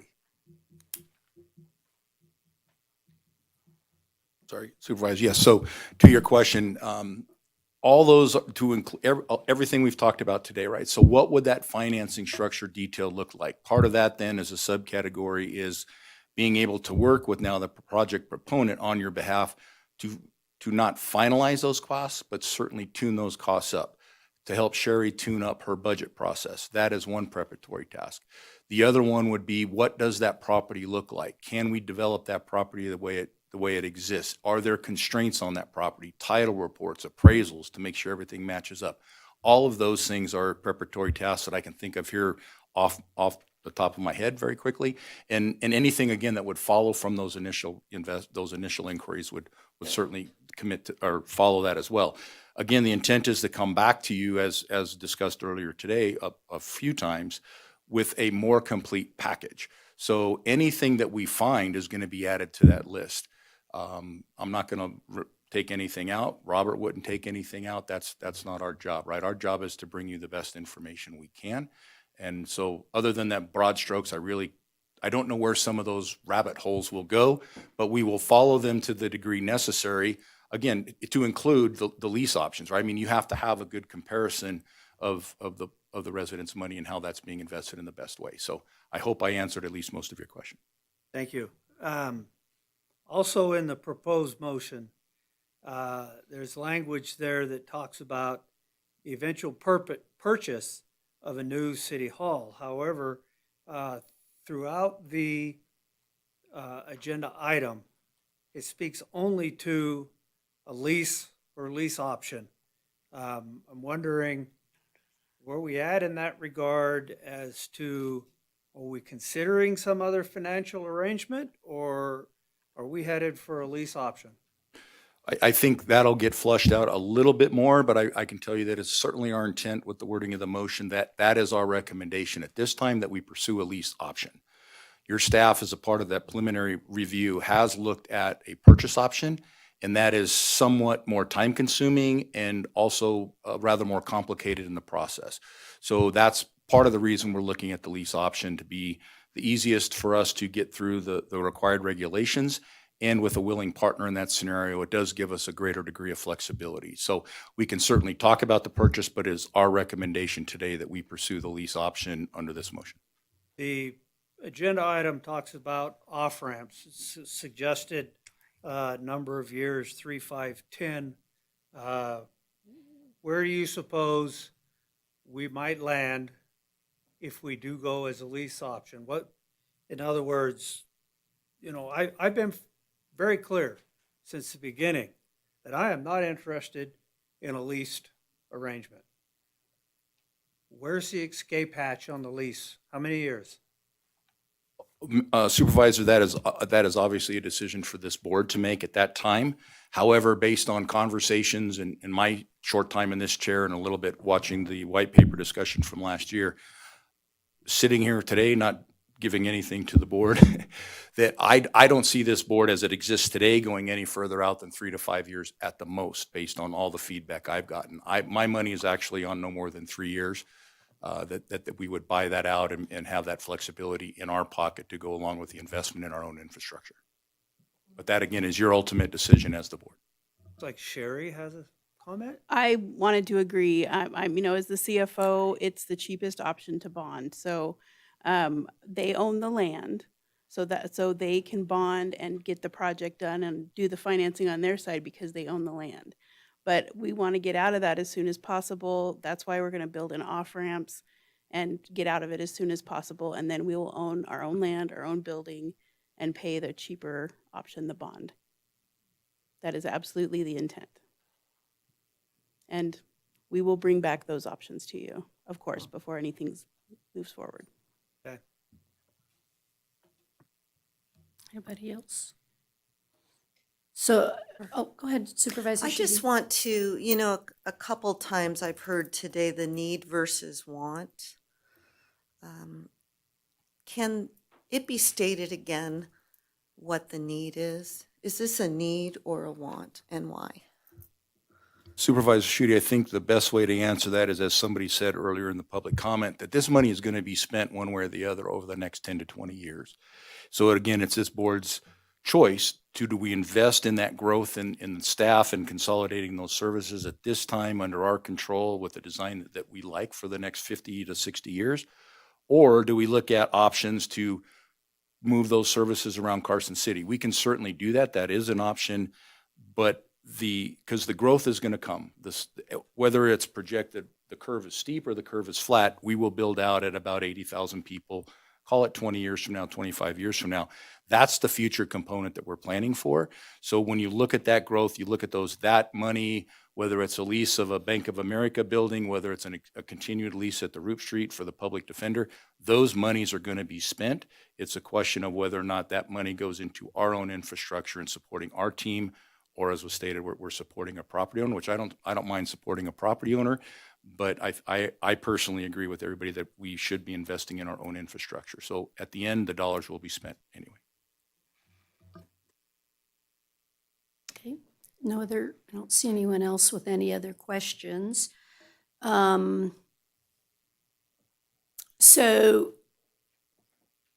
what avenues or what other things? So I think, unless I'm missing the tone here, we definitely want off-ramps, as we call them, and I would like, I don't want to just see it at 3 and 5, because I agree with Supervisor White. I insist we have a 1-year out clause from certificate of occupancy. I just insist, or I don't want to go down the path, right? Because the idea is to move as quickly as possible. Now, if we can't get the bond issued fast enough, but I want to see a 1-year opportunity and, build, or even if there's a potential, how about we can bond at any time? I'm just throwing that out. There isn't any reason not to negotiate that any time it's in the city's best interest. So if it's 1 month later and there was a great 3% bond interest rate, we could grab it and get out. So I would just counter to that I think one of the issues with doing that is the uncertainty of bonding it at the front end without a defined out for the people who are doing the initial investment. So if you have an investor who's looking to invest in the property, there's a reluctance, and I think it drives the cost of the original money up if there aren't defined periods when that ends.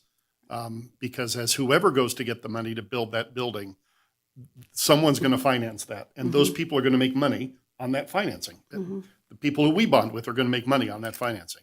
And if you have an esoteric number there or an unset number, it decreases the number of people who will have an interest in trying to fund that, and it may increase the cost. That would be the only concern I would have. Yeah. Well, I think defined off-ramps are better than an Open-ended. undefined off-ramp. Yeah, my hope is we can get 1, 2, 3, 5, 10, And that will help the definition of what of who's going to eventually, be the backer, if you will, of that funding, that loan. Well, can we add that language that the mayor used, but, whatever the off-ramps are, but not later than 1 year after completion of construction? that we start our first one, 1, 3, whatever. So we'll have defined off-ramps. I guess Yeah, that's a it'll be- fancy word, but yeah. Well, defined meaning we have a buyout Right. amount, That we're 1, allowed to 2, buy. 3, Mhm. 5. And so yeah. I mean, we want to try to get the best interest rate. So with the war going on, if interest rates go up, we might want to hold off for year 2. You play. We're going to get the best interest rate we can. War's over in 2 weeks. I agree. I Right. think the goal is to try and get it when the interest rates are the lowest. Right. And if we force ourselves into saying there's only a 1-year option Not only. and the interest rates have gone up to 7% in a year, Right. God help us, I hope they don't. But if that happens, Right. then we don't really want to take We don't that off ramp. exercise it. Especially Right. considering that we're looking at a 30-year bond or 25-year bond, whatever the Right. number ends up being. Right. I think some of the things we're talking about here, in my opinion, are us giving you general direction, because Yes. I don't think at this point we can give you specifics because we're one half of a party. So I think what I'm hearing is general direction to staff on things to include. One other thing I'd just like to put on the record is that if we do sell City Hall, which, we know that, I think there are options there. I think the state has a strong interest. The state sat right here and said they have an interest.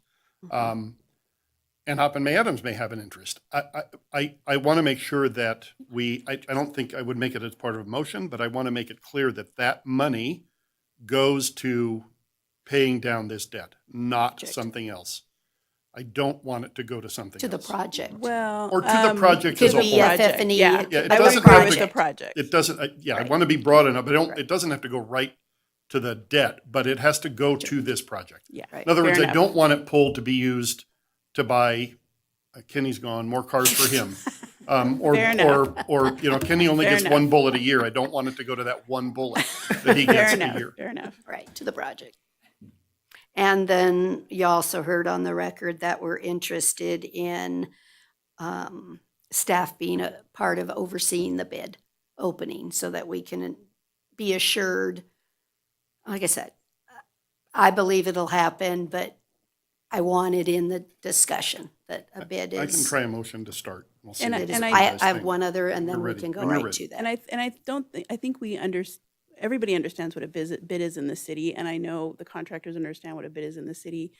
It's just running a bid and making sure it's a closed bid and it's formal. I think it's important. So I think That that's, it's opened at the same we time, all everybody have the gets to see same- every bid. yes, we all have the Yes. same intent of Yes. just having our people there just to make sure it's done in accordance with how we have to do it. Right, perfect.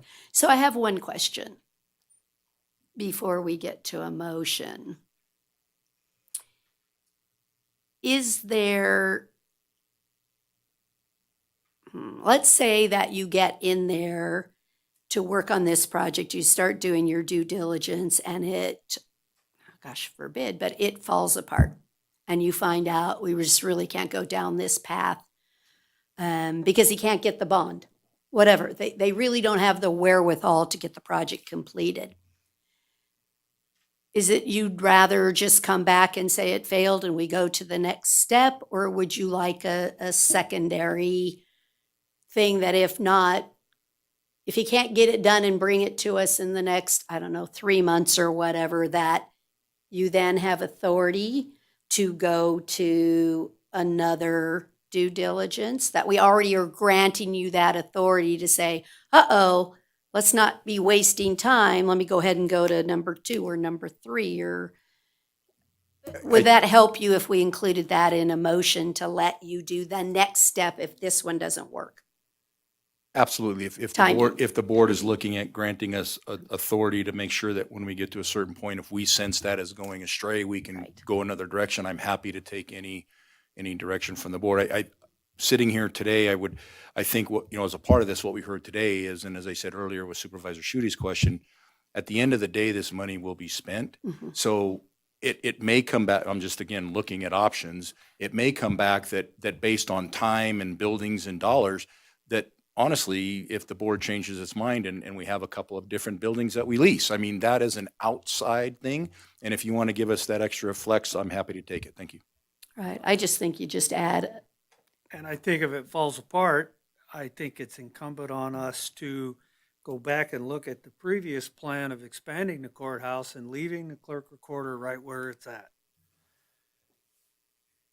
Because that's what has predicated this entire conversation.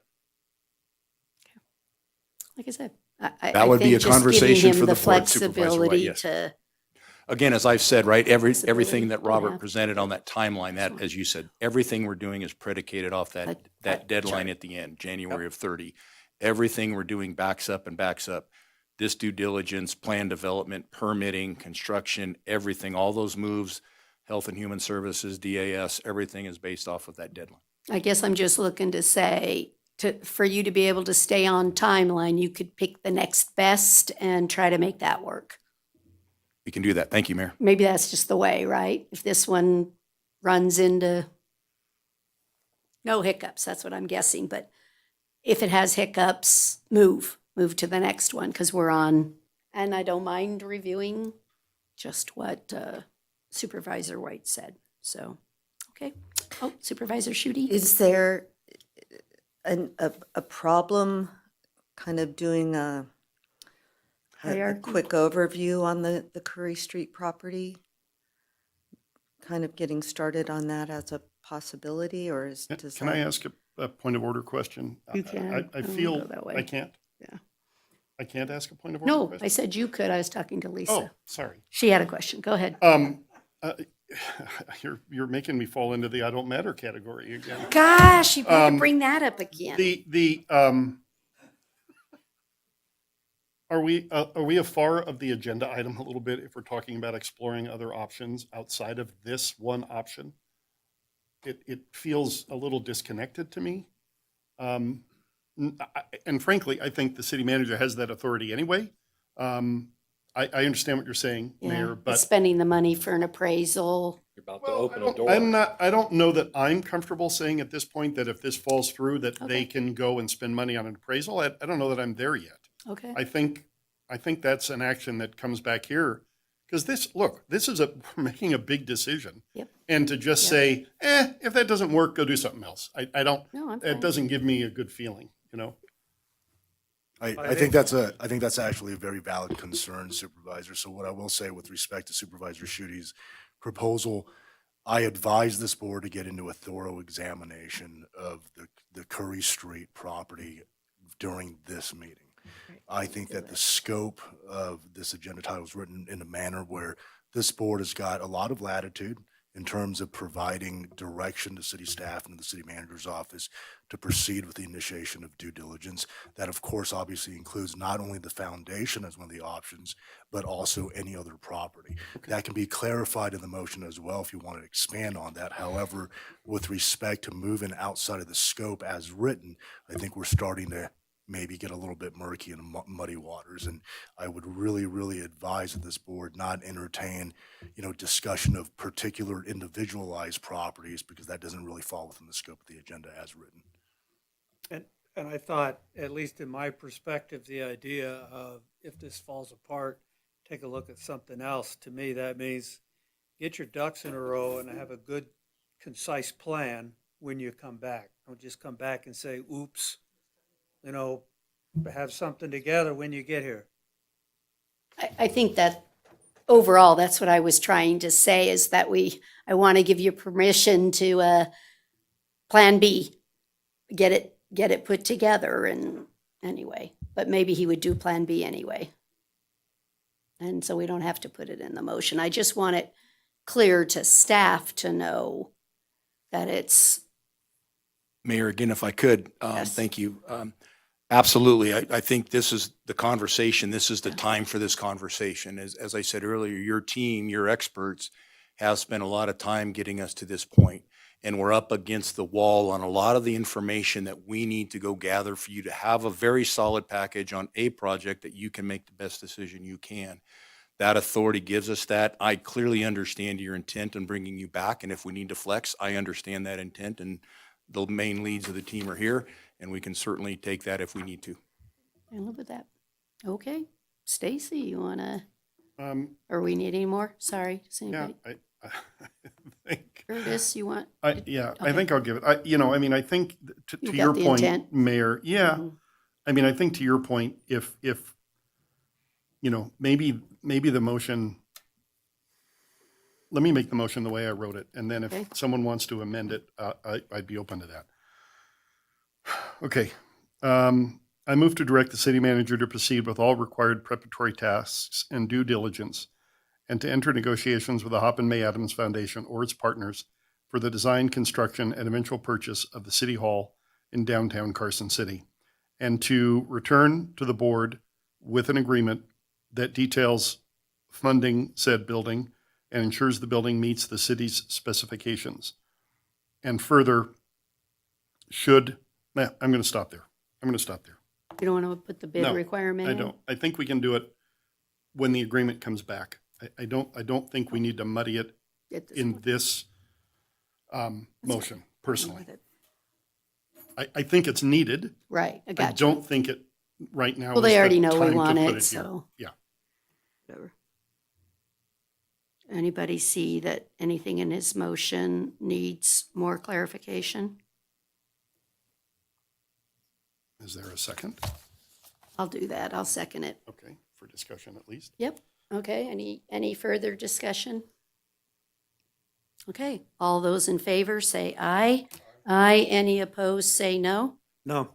Let the record reflect it was 4 yeses and 1 no. Thank you all, and I actually thank all of you too. I know it's hard to come here and get up and talk on the record and be recorded, and so your comments matter. And the fact that you came out shows that you care about your community. It really does. It shows that. So, thank you. Okay, is everybody all right that we just are right at the end? Okay, we are on agenda item 19, our non-action items. Are there any updates or anything anyone from the board needs to share? I just have a couple of quick things. The Carson Water Subconservancy District has published its annual, oh no, I lost the page. Its annual water shed water and sewer rate study. That's posted on CWSD's website. And last night we heard a really good presentation from the company called Responsive Management that did a watershed literacy survey, repeated a survey that was done 10 years ago of people's understanding of the watershed and the importance of the watershed, what it is, how to make things safe. That is going to be posted, if it isn't already, on the website. Really good information in there about people's understanding of the fact that they live in a watershed. So just wanted to share that. Thank you. Anybody else? I just wanted to. I have to wait till I finish this part, then it's final public comment. Yep. I just wanted to build on what Supervisor Giomi said. Not only an understanding that we live in a watershed, but help those who haven't even thought about it learn that we in fact do live here, and different steps that we all can take to protect our watershed, and the why behind some of the policies and decisions. So yeah, it was excellent. Wonderful. Okay, not seeing anybody else, so I'll move on to agenda item 20, which is our final public comment. Does that mean you want to make some, Jed? I do. Okay. How did I know that?